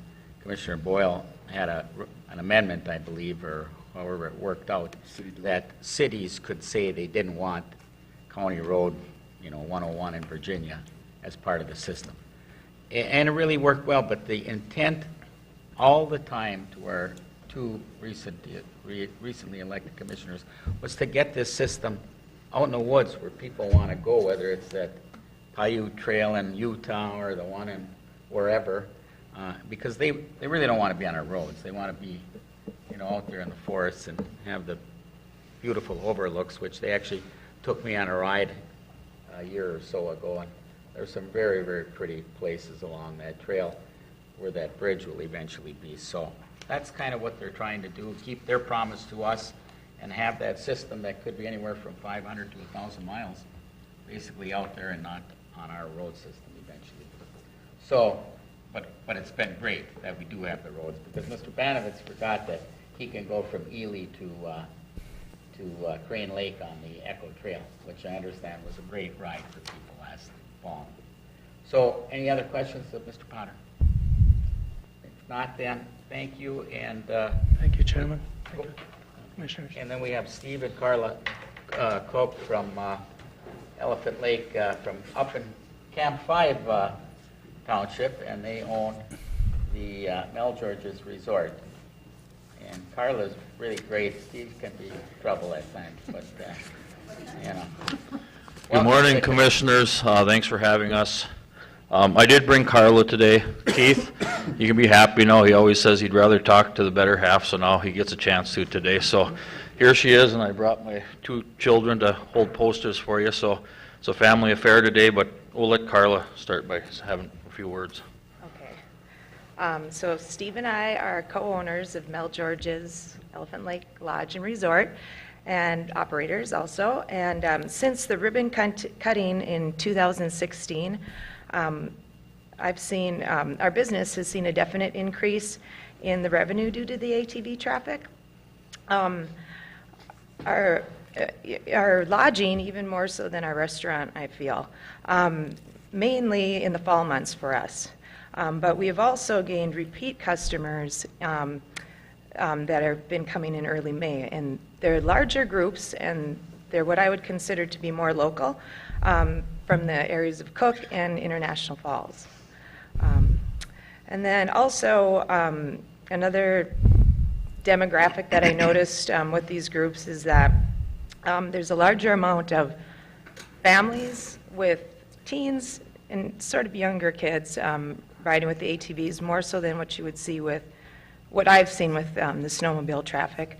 And also there's been an increase, I would say, in the people in the age of 60 and over. And going back to the families, that's just something we like to see, is the kids being in the outdoors, so we feel that's a plus. And then just to sum it up, I think we feel that we feel that the local county-sponsored trail system would just be, the fuel that's needed to get the project completed, and we would sure hope that you can help us with that. Any questions of the Kochs? I do have one on that. The last couple of years we haven't had decent snow, and that snowmobile season seems to be shorter and shorter. So even with the dusting of snow on the ground and that, did you have a lot of ATVers in that November, December area where you didn't get it, that much? Not that great of an increase, I wouldn't say, at this point. October was really good with the ATVs, though. That's where you see the increase. And late September also. Thank you. And our existing customers that have been coming for hunting or fishing or whatever in the fall are now very pleased that they can bring their ATVs with them. It seems as though, so like I said, it seems more locally known, that these that the county roads and things are open. It would be, the next step would be to get the greater Minnesota to catch on to this. Okay, any other questions? Any comments from, you going to let your husband talk here at all, or does he not? No. Does he have to say anything? Commissioner Nelson. Thank you, Chair, Commissioner Rukavina. Carla, thank you so much for coming today. I always know that when I hear it from you, I'm hearing it from someone who was born and raised right there. And that to me means something, because there are people that have history up there, but the Mel George family has been around an awfully long time up there, and that is one of the reasons. It has nothing to do with the fact that you're so much better looking than the other half. It is that you have that wonderful history that goes all the way back to literally being born and raised in that area. My question goes to, as this trail network develops, in your opinion, okay, are there going to be are there areas up there where businesses could potentially expand to support this, or do you see this more as the existing community you know, being able to support this. What's your vision for this as this goes forward? Great question, Commissioner. Steve or Carla? Well, I can answer, and if you thought I was better looking than my wife, Mr. Nell, I would say we've got some issues, so I'm glad you think Carla looks better than me. I could have used smarter as well, but I was trying to be kind. I'm glad we're clear on that. First off, I just want to say that when Bruce and I started this club, we never thought, I mean, we were looking for a connection between Elephant Lake and Crane Lake, and as we got involved and more people did, it has grown, and that's why OR being our sponsor at one time made sense. Now we're reaching out to you guys. They're talking IRRB money of some significant amounts coming in for this greater trail system, and as I know it, we're going to have the other 3 counties involved being sponsors. It just seems to make sense that St. Louis steps up and becomes sponsor to help handle all that money throughout the whole county. But I think it'll be significant as it goes on. The one thing is we don't have the lodging like Wisconsin. We don't have Motel 8s at every trailhead, so we're going to have a lot of miles out there. We won't be overrun with ATVs, but it'll definitely help our small business that we have for sure, on both ends of the seasons for sure. Thank you. Anything else? Thank you very much for coming down guys. From way up there in Camp 5 Township. Was there anyone, was there another list somewhere, Mr. Chapman? That was it. Okay. Would anyone else want to, that signed up, that I don't have the list up there? Is anybody else wanting to speak today? I know we got other people out here. Oh. Well, we got Tom Tasic, we got Beth Pierce from the area tourism, and Al Lauer. So, Tom, best chicken you've ever eaten, by the way.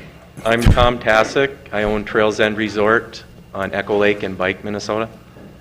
And first off, I'd like to thank you guys for putting our trails in use, and just to let you know some of the things that has done for us. I've been in business approximately 17 years, and I've faced a lot of challenges.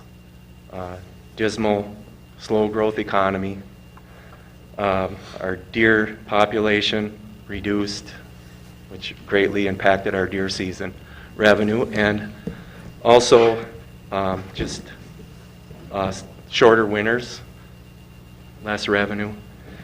Since we put the ATVs on the roads and developed this trail system, I've been noticing a great impact in revenue, especially in September. In October, my September was up 17%. My October was up 22% in revenue. Also, April, I've been closed for as long as I can remember. I haven't been able to really develop a good workforce because of layoffs. In the last 2 years now, I've been open April. We've been keeping all employees employed. I've added another full-time employee this year, and I have 5 part-time employees, and they've actually been consistent in staying with us at this point. So I just like to ask you guys to sponsor this, and we can continue this growth in tourism, and people can keep enjoying this beautiful area. Any questions? Thank you very much for coming down. I don't know. Al?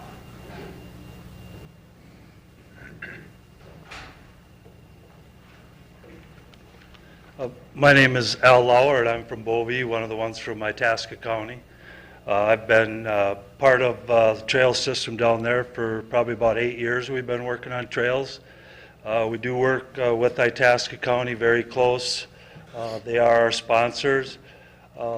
We probably have, I want to say, close to a dozen actual grant and aid trails in our area now. We've been talking with Ron Potter about this trail to get down into Grand Rapids. We're very excited. The businesses are very excited about this.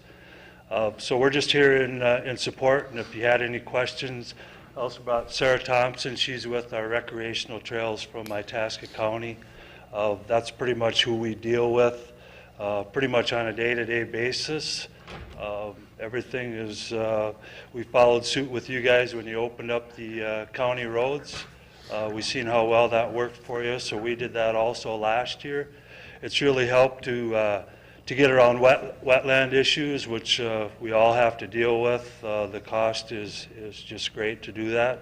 So opening up the county roads has definitely helped us to build our trails. So we're just here if anybody had any questions about the way we operate down there. Any questions, Mr. Lauer?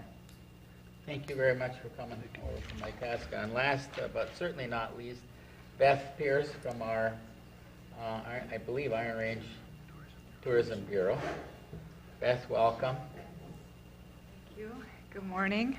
I'm Beth Pierce, Iron Range Tourism Bureau. I want to thank you, commissioners, for your support of tourism and trails. I think a lot of you have heard me say before, and I'm going to say it again, that trail development is economic development. We have, I think ATV trails are so very marketable in our area. We have a great opportunity here. We have over 25,000 people looking at our main ATV page of our website every year. I wish we could give them all a great reason to come up here, and a comprehensive system would be a great reason. They're already coming up here for the park and for the existing trails, but just to have the kind of expansions that these guys are talking about would just be unbelievable, and I would love every minute of it, because it would be, there's a demand out there. I would just also like to add that I think anytime you have, folks like these and the others who can't be here, they're working, they're spending their nights and weekends and days, they're testifying in St. Paul, they're meeting with the U.S. Forest Service and the DNR and the county and private landowners to make these trails happen. They're doing it for their businesses, yes, but they're doing it for those of us who live here, to make the outdoors more accessible and enjoyable, and for the many visitors who come here. So I hope that, you'll support their efforts. I certainly do as much as I can, and I hope you'll support these two resolutions. So, does anybody have any questions for me? Questions? Thank you very much. Thank you. Commissioner? Commissioner Jewell. I do want to ask a question of the staff from Itasca County.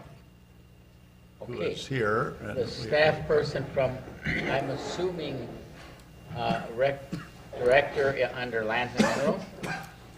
Perhaps you can clarify that. Welcome to the committee. Your name and... My name is Sarah Thompson. I'm the Forest Recreation Specialist for the Itasca County Land Department. I work directly with the Granite ATV clubs on trail development in line with the Granite program. We have a very supportive board with trail development, non-motorized and motorized, and ATV trail development in Itasca County has been very successful.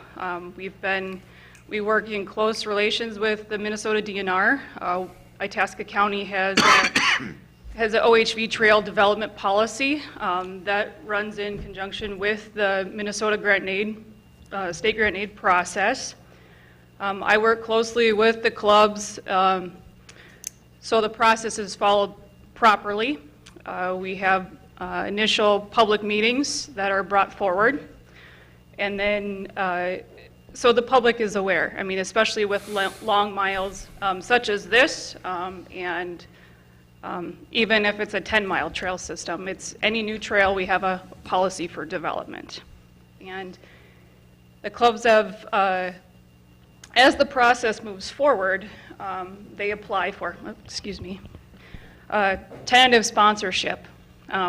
We do tentative sponsorship first because there's other things that we need to go through in order for it to be final sponsorship, and that's all of our landowner agreements that we have in place, any MnDOT right-of-way that we are working with, making sure those agreements are in place, and then we would proceed fully in line with the grant and aid process. And it has been very successful. We have 7 grant and aid trails in Itasca County.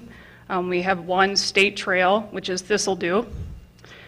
And in relations with the clubs, we have a county club agreement that we have organized under the policy. So that's falling in line with their responsibilities as a club for the grant aid process. So I don't have to ask you a question. So how many miles of trail do you have? Roughly 280 miles of grant aid trails. 25 is the Thistledew Trail. The Alborn grade, which in Itasca County is about 7 miles, the whole length of it is 40 miles, which goes into St. Louis County. So we count the 7 miles that are within it. Great, thank you. Okay, thank you very much. You're very welcome. Any other questions at all to anybody or any other discussion now on the resolution? Mr. Chair, personal privilege, before we enter Go ahead. discussion. 5 minutes? 5 minutes, please.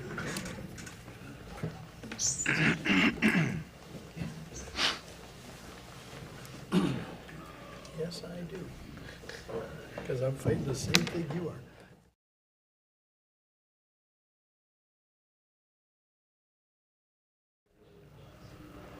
Just identify yourself and welcome.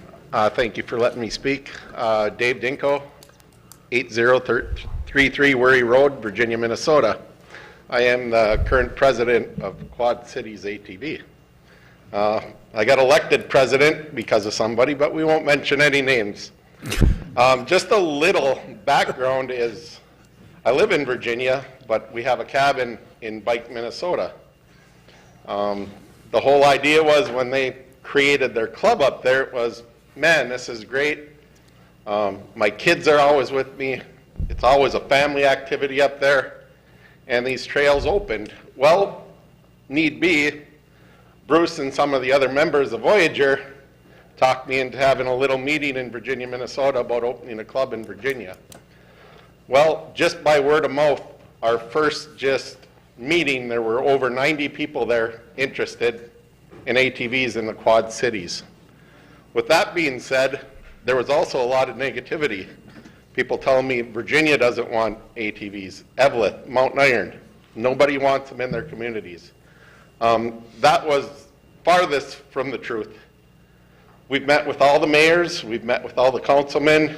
They have all adopted the St. Louis County resolution, which you guys should be proud of because there were questions asked as far as your resolution goes.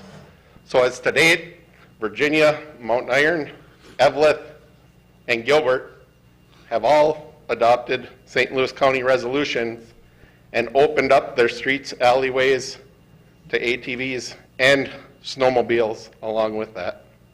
So that's a huge accomplishment in 1 year, I feel.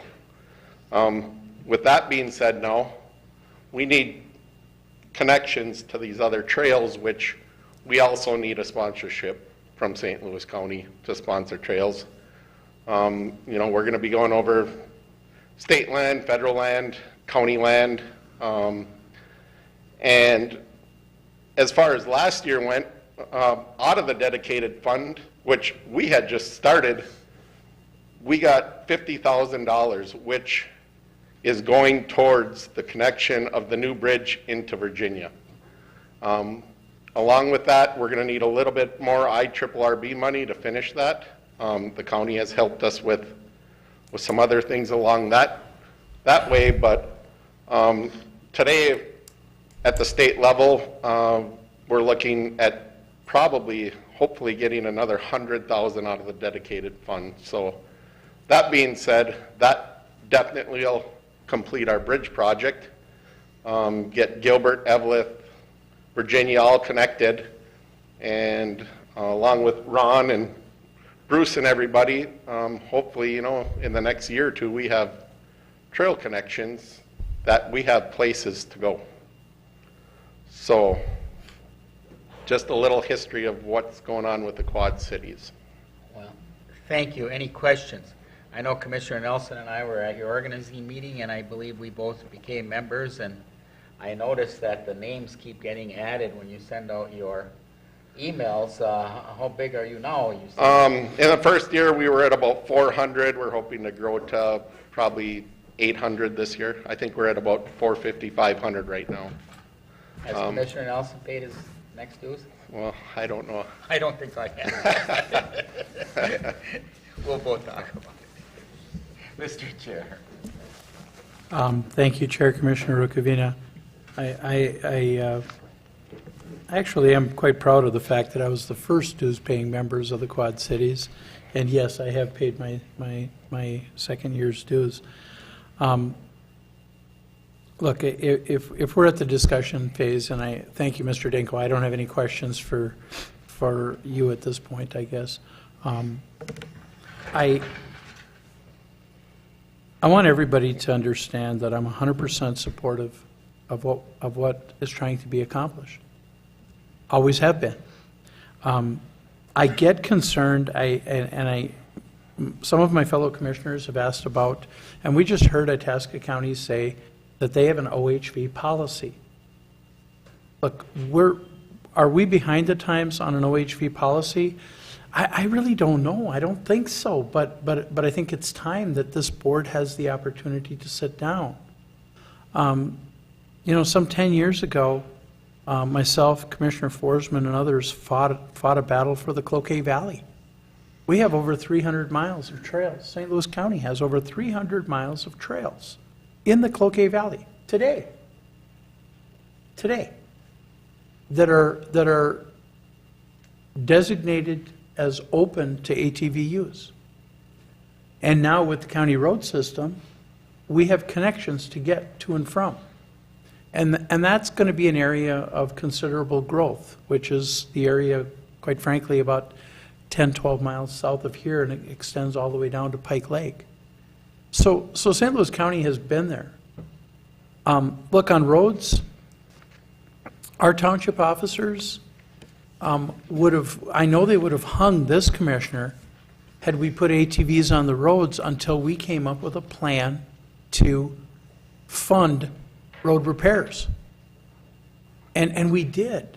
The courage of this board to put in that sales tax and to put in other measures that have made the build-out and maintenance of St. Louis County roads, including our gravel road system, the GRIP program, a reality. That made what is today probably the most extensive network of roads available to ATV use in the state of Minnesota is St. Louis County, because we didn't exempt any of the roads outside of cities. Those cities then had the choice to work with us and do their thing. So we've been making measurable progress. I seen this on today's schedule, and Commissioner Rukavina, I was disappointed. I was, but now I understand. One of the reasons that it's here is because one of these grant cycles they need an answer on. They need an answer on. The other one, GRMPTC, folks, you don't need an answer on. Not today. You need an answer, but not today, because GRMPTC is a continuous cycle grant. You can apply today, tomorrow, September 1st, October 1st, whenever.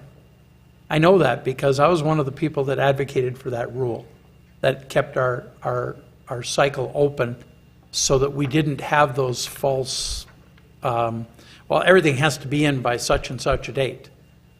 Because I understand that they're volunteers. When they get it in, they get it in. And it's open to that. So I know this board and I know administration has been working very, very diligently. Both Kevin and Brian have been working diligently to make certain that we can pull this board together and formulate a trails policy. Because I think this board is ready to take a very holistic approach to this. It is not just OHV trails that we're being asked for. We're being asked for all kinds of trails. And my concern, and I know the concern of other commissioners here as well, and I'm certainly not trying to speak for them, but I've heard their concerns. Maintenance dollars. How are these going to be maintained into the future? Responsibilities, insurance. Is St. Louis County going to somehow be the deep pockets on this and get sued if there's an issue out there? Those are things that we as a board need to do to make sure that we get it right. That we get it right. Thank you. The young lady from Itasca County is shaking her head yes, okay? Getting it right. So we're in the process of doing that. And I know that we're very close from an administrative point to bringing this back to this county board. I know that every commissioner on this board was aware of that. So as we look at this, I understand your timeline too. And grant and aid is a game changer. It is, because grant and aid is kind of, in many respects, the guarantee to St. Louis County that we're not going to be raising people's property taxes to support your recreation. My recreation, because I ride ATVs as well. But I don't want someone else to pay for my sport or my recreation. And I know you all are not asking for that in either. That is grant and aid.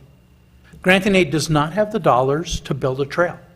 They can support minor parts and pieces, but grant and aid is the right system to support maintenance on this trail network. Without volunteers, look, it's like our system of volunteer firemen and EMTs and others. Without it, we couldn't have the communities that we have and support up here. Camp 5 has a population of what, 12, 13 people? 19. Huh?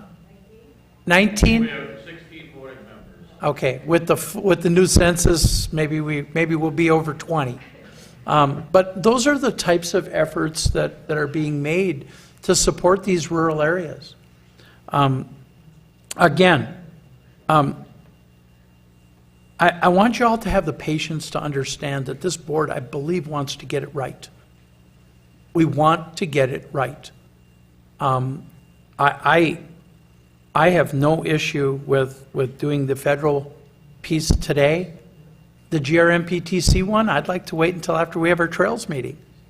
I think it's a no-brainer that we're going to pass it, but I want to respect my fellow commissioners' right to have the dialogue on this to make sure that we are putting a trails plan together that is correct. Commissioner Ricavina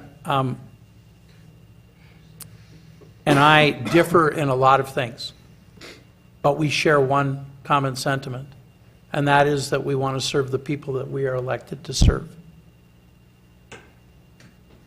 It's the one thing that I respect more about Commissioner Ricavina than anything else. But I will tell you that when we started down the road system, y'all came to us and asked us to do a pilot project. And this county board sat down and said, that's great, but we want a policy that says all of St. Louis County is included. And at the end of the day, that's what we passed.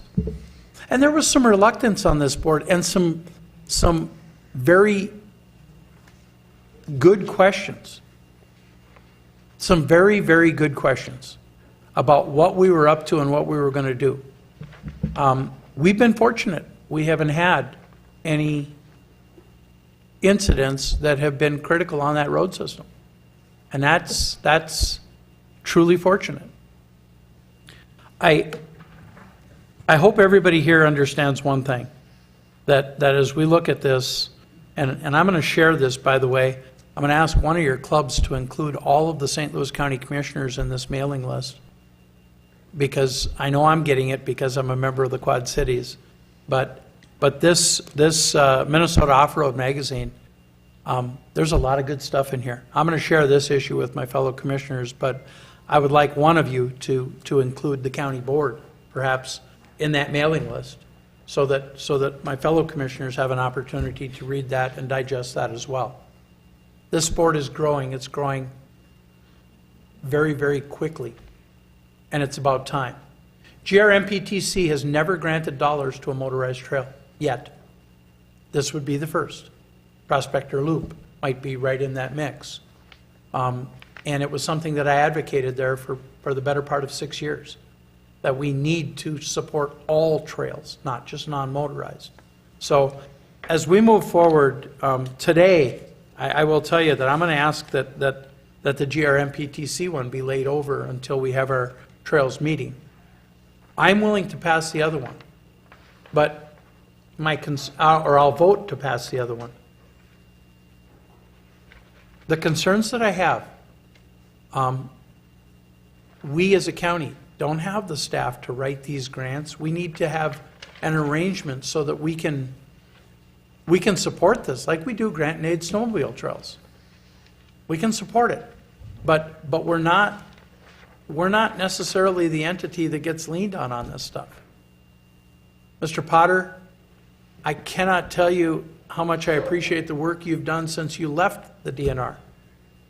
But I would note that 35 years at the DNR still does not get the fact that this industry is exploding out there. And they are not supportive to the extent that they need to be. And the state tends to dump this stuff downhill, and that's where the middle child is. That Commissioner Boyle spoke so eloquently down at the Capitol. That's where the middle child is. That's St. Louis County. You know, and for you middle children out there, you understand what I'm talking about. So be patient with us to the extent that I believe this board is working towards a more holistic approach. There are trails out there that I believe this board absolutely supports, and there are trails out there that we have some very legitimate concerns about. So our recreation and OHVers, they don't ask others to support their recreation. And that's the piece that makes it easy, at least for me. And Mr. Chair, I'm going to stop with this. I will tell you that the OHV move that St. Louis County made on roads has resulted in a considerable, a measurable increase in the business that my bride and I own on Highway 53. That was not the reason for my vote, but I want you all to know that one small C-store, that one small location, okay, the growth has been measurable. And it is off-roaders, ATVers, they spend money. So I get the economics of this. Thank you, Mr. Chair. Thank you, Commissioner. So, with that said, let me just clarify something, Mr. Bestie or Mr. Potter, because I thought there was a time limit on both of these, but is that not the case? Mr. Potter, do you want to come up, or Bestie? I don't know. Chairman Rukavina, they both had a deadline. The application had to be in the end of February. But as Commissioner Nelson spoke, the Greater Minnesota, they will assess that application whenever it comes in. The federal one has a firm deadline that if we don't get sponsorship in within the next couple of weeks, we're going to miss the opportunity for another year. So the Greater Minnesota one, there is a deadline, but They got a little flexibility with the sponsorship, as Commissioner Nelson spoke to. Being on the board, he knows how they deal with those applications. okay. Well, Commissioners, I didn't know that there was a Trails meeting or discussion. I know it was asked for by Commissioner Boyle a couple of months ago, I believe it was, but I wasn't privy to the fact that we were going to have any kind of discussion on it. I don't know where that came from, that we're going to have one, Commissioner Nelson. So, Mr. Chair, if I can respond to that, administration was given that directive. Administration has been pulling together a great deal of information from our surrounding counties, from the federal government, from the state, and I have been simply waiting for administration to come back to this board with the message that they're ready to do the trails meeting. And I think that we're getting close. I guess I would Mr. Chair, I would ask you to turn to administration for an idea of Mr. how Gray. close we are. Chair Rukavina, Commissioners, we're looking at the last half of April to have either a tag on to a committee of the whole discussion, or if we can get some dedicated time to have a preliminary comprehensive discussion of what we do with trails currently or what we might be doing in the future, what process points or best practices we've identified. We've been gathering that information, as was noted by Commissioner Nelson. We've been reviewing commissioner schedules, so we're trying to find that sweet spot where we can get the right numbers of commissioners present, and we'll have that, I think, the 3rd or 4th week of April is our target date. Mr. Potter, then would that jeopardize your request at all if it's another month and a half out? It would? On the one. Chairman Rukavina, yes, on the federal one, that would definitely jeopardize that one. We can't wait that Okay, long. but on the greater Minnesota one? With Commissioner Nelson's help, I think we could get that in there once you've taken action.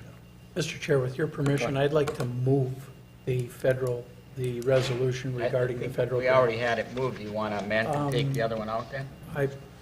You wrapped them both together? Yeah. So I would ask to split the question, Mr. Yeah, Chair. I moved them both because they were on one resolution here on 151, so I moved 151. So you moved to remove the...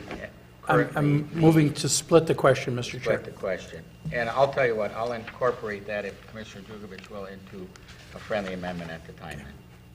And I do want to say this, and maybe ask the question of Administrator Gray, in our over 25-year history of sponsoring snowmobile trails and other things, have we ever had to maintain anything and pay money that wasn't covered by grant and aid money?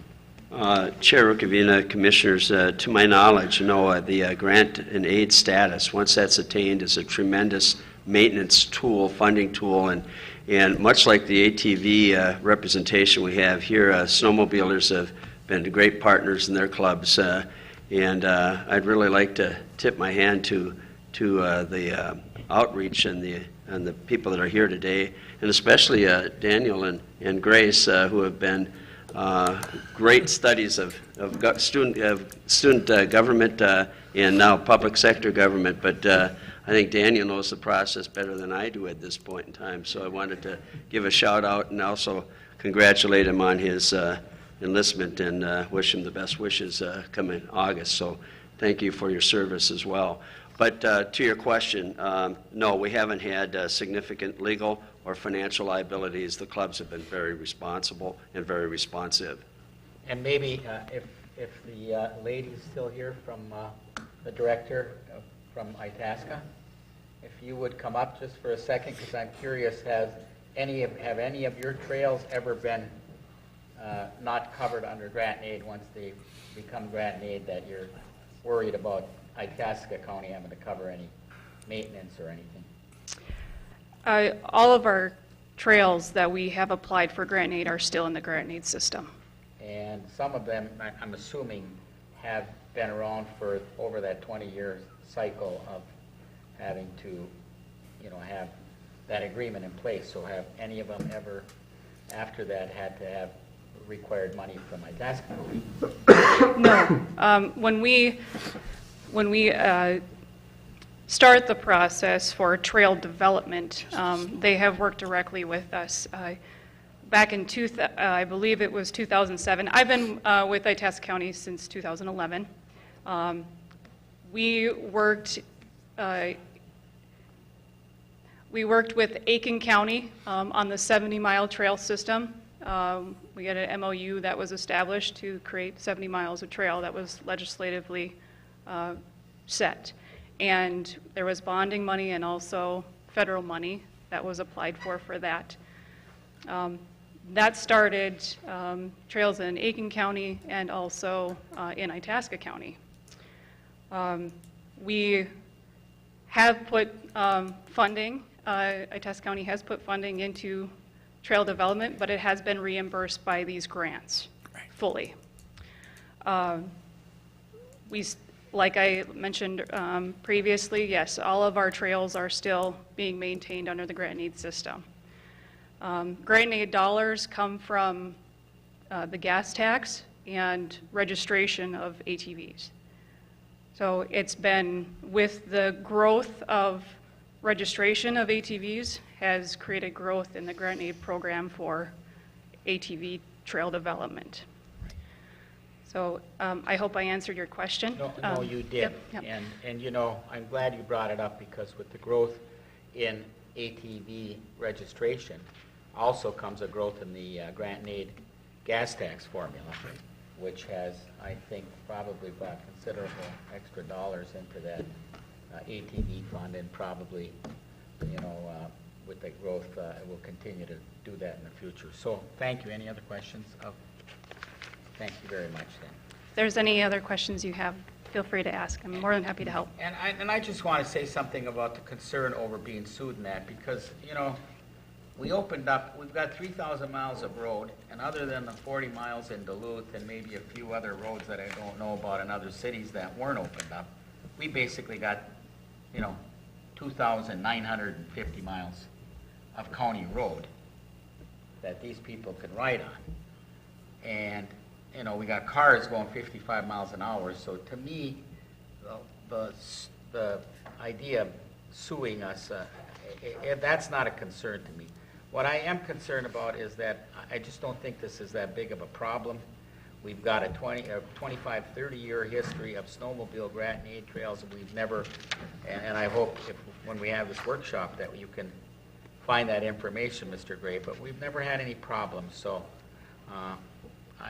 and it's kind of, in a way, kind of sad that the club up in Ely in the Prospector Loop went to Lake County to sponsor a trail that goes, you know, 40, 50 miles into St. Louis County, because they were concerned about the county not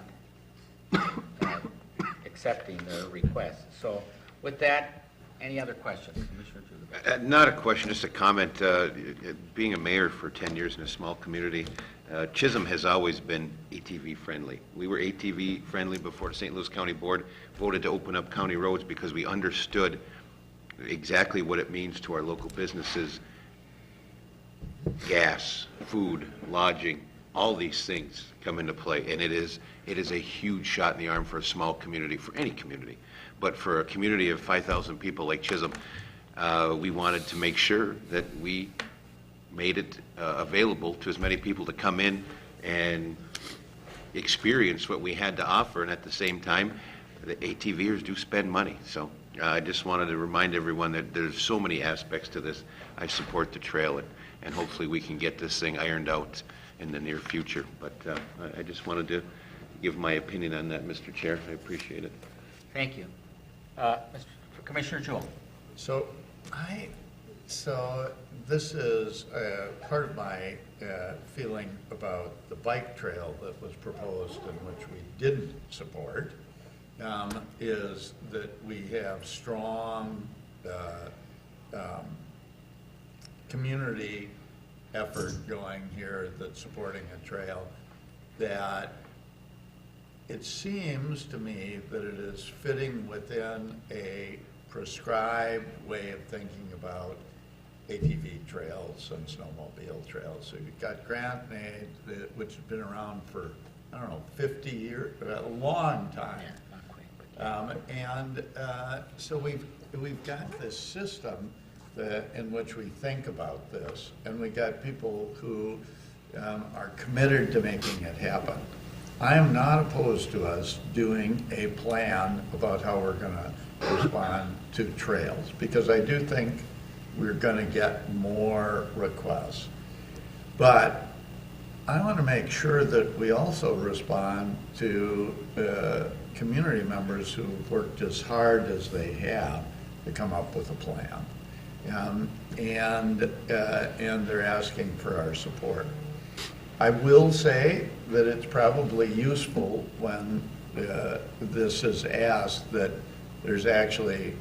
we actually see a plan for this system, trail system. Because right now, what we're doing is we're being asked to support a particular piece of this, and we don't really have a sense of what this is as a whole. Or I don't. Some of you probably do, those of you who are a member of the club. So I'm supportive of voting in favor of the one, and I would suggest tabling the other one to first meeting in May or something, so that we have a time at which we will take it up after we've met to discuss a trails plan. But I do want to be supportive, and as I talked with folks before the meeting, I was impressed. Everybody remembers that I was not the first person to sign up for having ATVs on the roads. I mean, there are a variety of reasons that I thought it was questionable, but I have been amazingly impressed by the folks in the clubs and the work they've done, and how well it's worked. I mean, so I just feel very good about the crew who's been working on this. Doesn't mean there couldn't be problems, and we should have a plan. But I want to support the work that's out there and being done. Thank you. Commissioner Boyle. Thank you, Chair, and I just wanted to correct Commissioner Jewell. The reason I tabled that was not because I didn't support it. I did not like the process, period. So I just want to clarify that for you. And I think this puts into it, again, thank you, Commissioner Rukavina and Nelson, for splitting this. Again, state aid trails are very, I think it's a lot clearer of how the process works with this. But that Vermilion Trail, that wasn't the case, as we well know.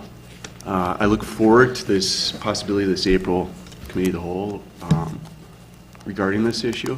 I think, as we've seen, trails are becoming more and more important. I'm so proud that St. Louis County was one of the first to do ATV on our county roads. How many of the counties copied our ordinances off of that? Attorney Rubin did a hell of a job with his staff on wording it. It was carbon copied to other counties on the Arrowhead area. So very important. But that being said, I want to make sure that we have a process on all our trails. One of the questions that was brought up is that we need a larger entity to take care of some of these requests, meaning St. Louis County. I again come back to especially these multi-county roads or trails. Where's the DNR? I mean, this is bigger than St. Louis County. This is bigger than some of Arrowhead. Yeah, there's exactly. But it's important to me that the state helps out a little bit this in the future as we connect more and more of these trails statewide. And I think that's what folks said, what has happened in Wisconsin, same thing. On a lot of our old abandoned rail beds, especially with ATV, where those trails are the best suited for ATV folks, are the old rail beds. So, I look forward to our discussion come in April regarding this, and I think the board's ready to have a clear, open vision for, I think, administration, number one, on where we would like to see them help out on this. So, thank you, Commissioner. Commissioner Olson, did you have your hand up? Well, it's been a good discussion, and I think we've gotten a lot of information. I do want to point something out. These folks have done this all voluntarily. That Prospector Loop is 2.34. After today, there's a hearing down there. Who knows if it's going to be 2.6 or whatever. They've done it all on their own, and they've never asked us. They've never, to my knowledge, asked the county staff to do any of their wetland mitigation or anything like that. We have met, I know personally, I've met with the Prospector Loop and with Lands and Minerals folks to talk about using some of our forestry roads. But other than that, they're all doing this voluntarily. And yes, as someone pointed out, some of them do have resorts and that, but there are a lot of people I see in this audience that have done volunteer work that have really no financial benefit at all. It's just that they love to do this, and they're committed to doing it, and they want this system. And I will say, Commissioner Boyle, it's easier to do the snowmobile trail system, and we do have state snowmobile trail systems up here. But if we want to, after the meeting, talk to Mr. Potter about the difficulty in locating ATV state trails, which I think he tried for many, many years, and I don't know if he got 1 or 2 miles, maybe, I don't know how much, but it's a little different, horse there because of all the wetland issues and the bog issues and everything else. And some of the federal money, if I'm not mistaken, members, and maybe it was the Greater Minnesota money, is going to be used to have a co-located ATV trail on top of a snowmobile trail to put bog walks and that in there so that they can use the snowmobile trail system and not tear up Mother Earth and have this boardwalk system. And I think that's in their federal request here. So they'll be using the same snowmobile trails for their ATV trails that maybe we already sponsor. I don't know the answer to that, if that's a fact or not, but they will be putting them on already established Grand Aid snowmobile trails by laying, whether you want to call them little bridges or boardwalks or whatever, something that probably wouldn't hold me up the way I'm putting on weight. But anyway, with that, we've amended the resolution, Commissioner Jewell, so we don't have to table that second part of it. Am I correct in that? Commissioner, you know the rules. Chair Commissioner Rukavina, I believe that we can simply handle the second resolution, and since this is committee of the whole, there's no reason to table this other one. Right. We simply don't act on it today. It will move, administration will move it to the May meeting at our request. So we're moving board letter number 18-151. We have a motion and support just for the Federal Recreational Trail Program grant. Correct. Any questions on that? If not, all those in favor signify by saying aye. Aye. Aye, opposed. Motion prevails. Thank you all for your patience. Thank all of you for coming. Really appreciate it. And with that, Mr. Chair, I'll turn the meeting back to you. Thank you, Chair Commissioner Rukavina, Chair of Environment and Natural Resources. And thank you all for coming today. I would remind Steve, the outburst is the reason why I asked Carla to come instead of you, okay? So, with that said, thank you all for coming today. And although I do agree with you, we do want the trails in our lifetime, okay? The children were better behaved than the children were better behaved, they were. Let's take 5 Take, Let them get out. we'll take 3 minutes to, we'll reconvene at 10 after. Keith, do you want to push through for the time?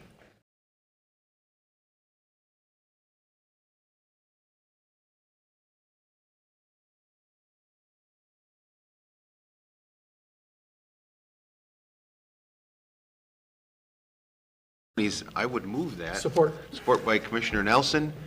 Mr. Gray, would you frame that?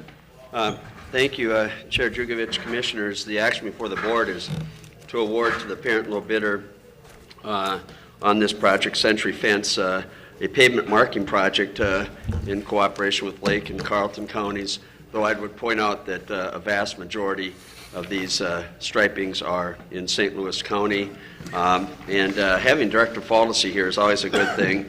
But I would say that what's unique about this pavement marking is this is, you're going to see a lot of visibility. There's going to be real pop to this striping because this is that wet ground and reflective, Mr. Chair, that we've talked about, that for our county state aid roads, the higher traveled roads, is going to add, I think, a tremendous safety factor. And it's an investment that Director Faldacy and Vic Lund and his entire team have been focused on. So we're excited to bring this forward. And again, the apparent low bid is Century Fence in the amount of approximately $1.9 million, which is totally on target with our engineer's estimate. Good stuff. Any comments? All in favor signify by saying aye. Aye. Aye. Opposed? Okay, motion carries. Next is the award of bids for the maintenance stripping for St. Louis County, Lake County, and Virginia. It's a resolution awarding maintenance striping for projects in St. Louis County. Did I say striping? Oh, stripping. Project in St. Louis County and Virginia, low bidder to traffic marketing service of Maple Lake. I would move that. Support. Support by Commissioner Nelson. Thank you, Chair Jugovich. Commissioners, we have two projects here. The first resolution deals with our annual maintenance striping program. We do that in conjunction with Lake County and the City of Virginia. And the apparent low bidder is traffic marking service out of Maple Lake. And again, this is our annual program, approximately $500,000. Okay, questions or comments on second item? All in favor signify by saying aye. Aye. Opposed? Okay, motion carries. The second thing is the various culverts reclamation, milling overlay, aggregate base stabilization, aggregate shoulders, seal coat projects for Duluth, Midway Township, and Carlton County. I would move. Support. Second by Rukavina. Mr. Gray. Thank you, Chair Jugovich. Again,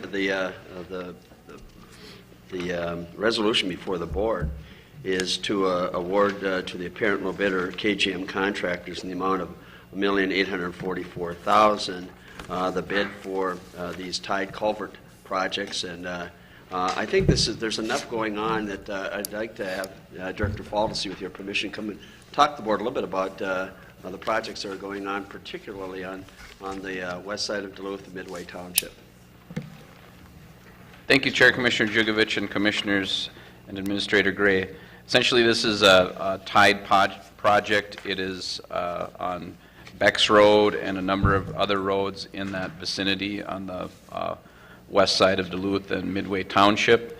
These are actually reclaim and overlays along with culverts, and then at the tail end of the job, we're also doing the typical chip seal at year 0 or 1. So this goes along with our typical idea of geographically packaging these projects to get good bids and increase the size of the projects or the quantities so that the contractors are bidding on a nice package, and economies of scale usually work out well for us there. And that was accomplished. We came in about 7% under our engineer's estimates. So we're happy with the bids. Those are, you'll notice also that the three bidders, they were very tight bids as well, and that usually indicates that they're competing hard for the project. So these projects have been a while coming. It kind of finishes off that whole area of the county when these projects are done.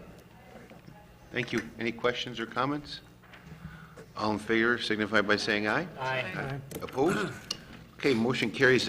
Next, we have a MnDOT Corridors of Commerce program looking for a St. Louis County resolution of support, 18-148. It's a resolution adopting, supporting the 2018 MnDOT Corridors of Commerce program projects nominated in St. Louis County. So I would move that. Is there a second?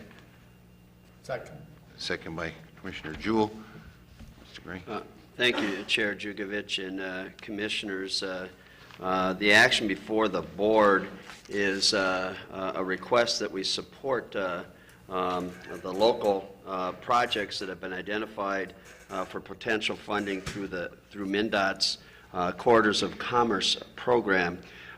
This is on the heels of what has been several years of aggressive outreach to the public to identify potential projects.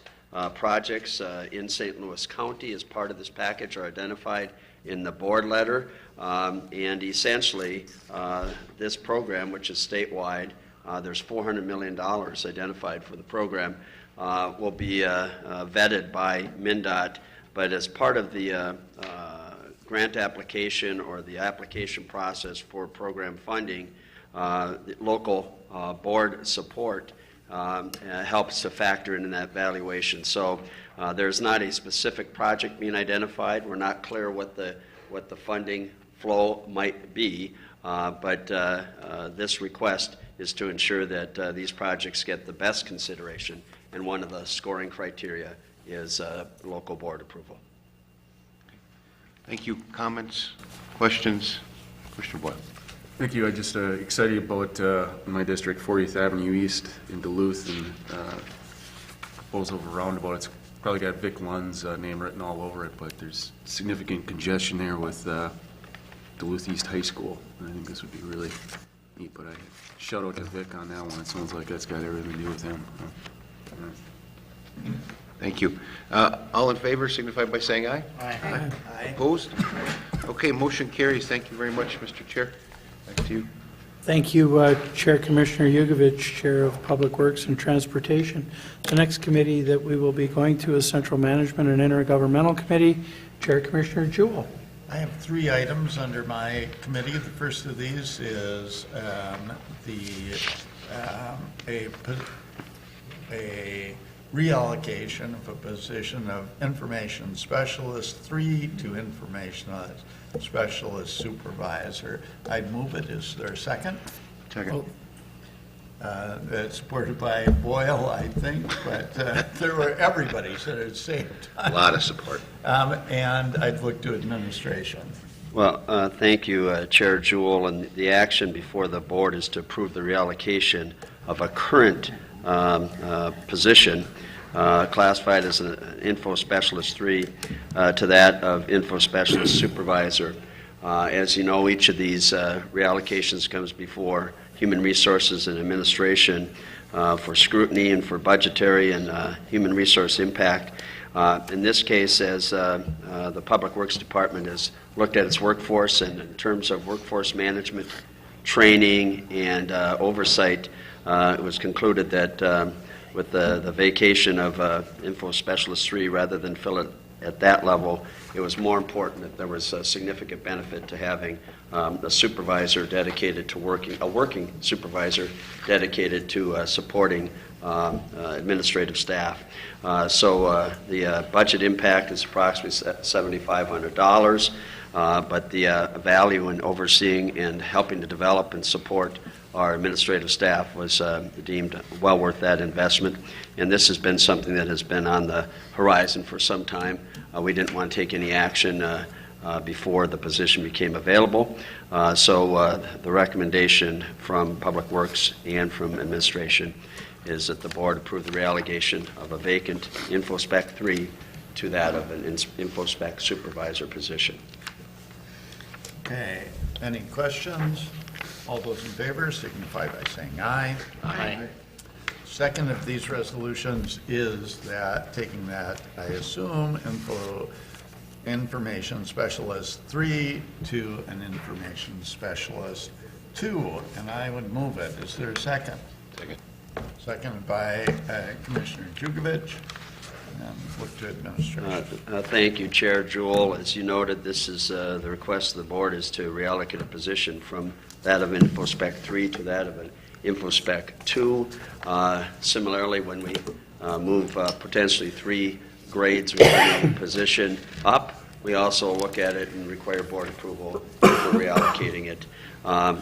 Again, as was noted this time in conjunction with the Sheriff's Office and HR, we did review this position and felt that for consistency and equity within our information spec categories, that the duties were more appropriate to be that of an Info Specialist 2 versus a 3. So the board is, per policy, required to note that approval via resolution. Any discussion? All those, yep, Commissioner. Mr. Chair, briefly, we just saved part of the money we spent in the previous resolution, and these strategic investments are extremely important. I'm glad that we're seeing some movement in both directions, because we need to look at every position as we move to the future, because we're going to have some challenges, I believe, coming from this legislative side. So thank you, Mr. Chair. Great, thank you. All those in favor? Aye. Those opposed, motion carries. The last item on the under my committee is at the very end of Duluth St. Louis County days, Administrator Gray and I were standing talking, and the CEO of Cirrus butted in, and we had a great conversation with him. and he invited the board to tour Cirrus. And Commissioner Nelson thought we ought to throw it out to the board to see when this would work. He has suggested next Tuesday or Tuesday the 3rd as two of the possibilities after our board meeting. So, yes, Commissioner Nelson. Thank you, Chair, Commissioner Jewell, and thank you for bringing this to me, and that's why I added it to the board here. I will tell this board, we as a board, we toured this facility approximately 10 years ago. And I really think that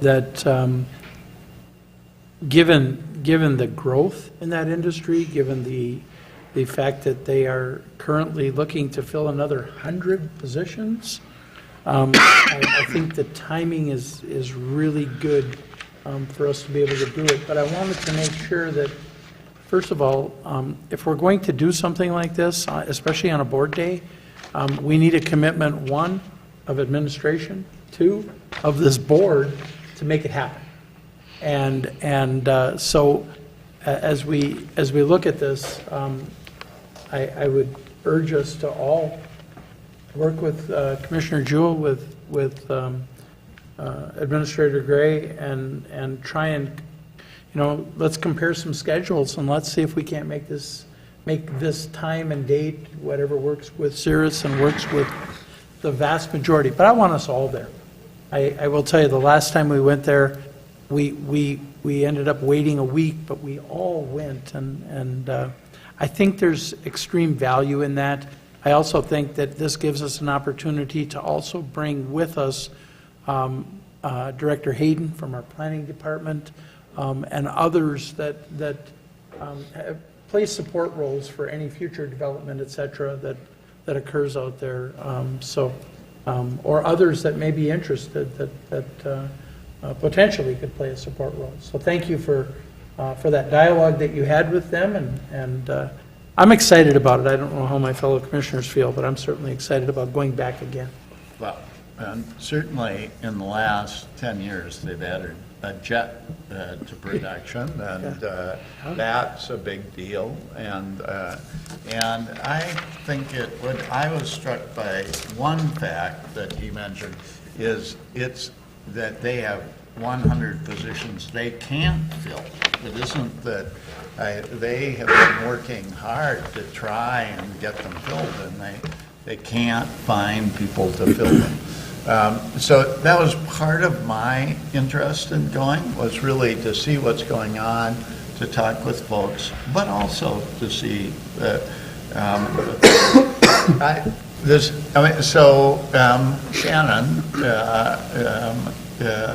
our secretary down at Duluth, called and talked to them, and so they offered the next 2 Tuesdays. And I don't know, does anybody have a problem with the next 2 Tuesdays?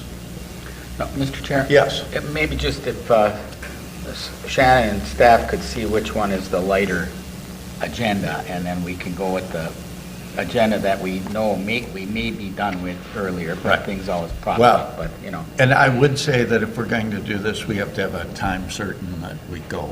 I mean, we can't have it.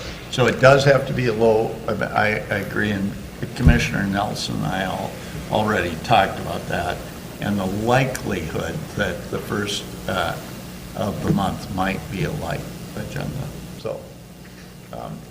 So I'm happy to continue working on it and see if we can pull it off. Commissioner Nelson. Commissioner Jewell, I would like you to continue to work on this as our intergovernmental chair and try and work with administration, pull this together. Typically, our first meeting is the lighter of the 2 meetings. Our second meeting of the month tends to get a little heavier. But let's see which one we can pull off. Keep our staffs working with administration, and please reach out to Commissioner Stauber as well, so that we have that covered. Oh, I mean, absolutely. Okay. So, Right. thank you. Chair? Yes. I just looked on my schedule, and I'm actually coming back from DC that day, so on the 3rd, I wouldn't be available. Well, let's see. Mr. Chair. Unless Cirrus parachutes me in. Wait. I hope standalone parachute as opposed to one attached to the plane, right? And I just want to clarify, it was Bill King that caught Commissioner Jewell and I, and I tell you the energy he had around supporting St. Louis County Duluth Days and his quest to find more employees was really, as he talked about the growth of the facility here in the St. Louis County and the Duluth area, broadly across the organization. Sales booked out 5 years. He's a natural at talking about his excitement for Cirrus and what they bring to the area and to the nation and to the world, quite frankly. We'll look at the 27th and the 3rd and confirm the next by the end of the day tomorrow, because I think we can pull this off. And we'd appreciate the heads up both from Commissioners Jewell and Nelson to make the board aware of this. It'd be a great tour, and the fact that we're in Duluth each of the next couple of meetings makes it logistically convenient to move from the board meeting. But I'm sure that the board will wrap it up, as we always do, in a very timely fashion. Why did you have to say that out loud, Commissioner Nelson? Thank you, Chair. Commissioner Jewell. Brian, could you please order out a muzzle for Administrator Gray? That will make the meeting move that much faster. But more importantly, by giving notice here like we're doing today, I want to also make sure that the press is apprised of this, because essentially all county commissioners are going to be there. That way if there's an opportunity for press to tag along, we should talk to Cirrus and make sure that opportunity is afforded them as well. I want to highlight one additional thing that is so oftentimes hidden behind good work that we do is the amazing work that our staff do. And in this case, I mentioned this to Shannon, and she talked to Bill King within, I don't know, 8 hours. So those staff, our secretaries, do amazing work to make us look good, and thanks to all of them for doing that. So, back to you. Thank you, Chair. Commissioner Jewell, this is the point in our meeting when Commissioner comments. We don't have to vote on the meeting at Cirrus. That was a discussion only item. It wasn't a resolution. It was not a resolution. It was a discussion only item. Commissioner Yugovich, we're under Commissioner comments right now. Thank you. That was on the consent agenda, Commissioner Kavina. It was the last item under consent. Thank you, Commissioner Yugovich. Just briefly, I know we're pressed for time, but made it to the Duluth and St. Louis County Days. A great opportunity to speak to legislators, and it was great to see all the commissioners there. Thank you, Commissioner Nelson, for putting the work into setting up a booth that was greatly successful, showing off what northeastern Minnesota has to offer, the wild rice, the cookbook, and of course, water from the finest water in America, City, Buell, Minnesota, which just happens to be in the 7th District. That being the case, thank you again for your hard work, and I appreciate it. Thank you, Commissioner Yugovich. I will note that I had a tremendous amount of help, as Commissioner Jewell mentioned, the staff in my office, as well as we had some help from our Environmental Services Department. We might have borrowed a person for a day or two with the permission of the head of that department to pull that off, which was 230 boxes delivered to every state legislator and all state offices. I also delivered them to Secretary of State, the Attorney General, and to our auditor office. So they were delivered to, and the governor. They were delivered every place, and hopefully with the help of our range mayors, et cetera, I believe it was a success, and thank you, Commissioner Rukavina, Commissioner Yugovich, and Commissioner Stauber for helping pass those out and being part of that program. So other Commissioner comments, Commissioner Rukavina. On the whole, Duluth days. Yeah, I thought we had a really good response, and I was really pleased that that center aisle seemed to have most of the activity. So, you know, I think we had a lot of support for our mining history down there. And that booth that we were at, where that picture ended up in the paper with you and me and the big guy here that makes me look half the size. It was I in the really paper? am. Yeah, yeah. Oh. So, but I thought it was very successful, and I got to see some old friends that I really appreciate and talk about some of the projects that we're concerned about. So, thank you for getting that booth going. Right, very good. I do have, commissioners, I have a comment if everyone's done. Last night I attended the opioid forum down at the Southridge School, and I want to really acknowledge the Jeff Polcher and all of the folks, St. Louis County folks that supported this. The sheriff had a drug collection facility brought up there for the event. Very, very well attended, and I have to tell you that I thought, geez, I'm gonna make this appearance, and then I'm gonna try and get on to a couple of other constituent calls. And I got to the event at 6 o'clock, and I left the event at 8:45. It was absolutely riveting. They had a speaker there that was a former addict, and I have to tell you that a couple of things really stick out in my mind. The question was asked of a 10th grade, a combined 10th and 11th grade class. Now, this is Allborn, Cotton, you know, that entire area, New Independence, et cetera, that attends the Southridge School. And the question was asked of that 10th, 11th grade class, how many of them knew someone who was addicted? And over half the class raised their hands. Over half the class raised their hands. And this is in a rural community, folks. I mean, this is not downtown Minneapolis. This is not downtown Duluth. This opioid problem that we have in St. Louis County goes from border to border, north to south, and east to west.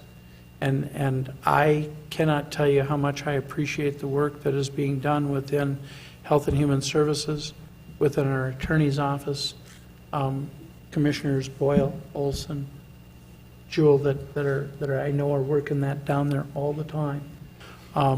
It is to see that and to see the effects and the questions that were asked at that meeting was eye-opening. I have to tell you, it was really eye-opening. And to see 4th and 5th graders writing Post-it notes and putting them on the wall saying that they don't want to see opioid abuse in their homes. And they want to play football instead of do opioids. One of them said they wanted to be enter the military instead of doing opioids. But to read those Post-it notes on that wall, I got to tell you, got my attention.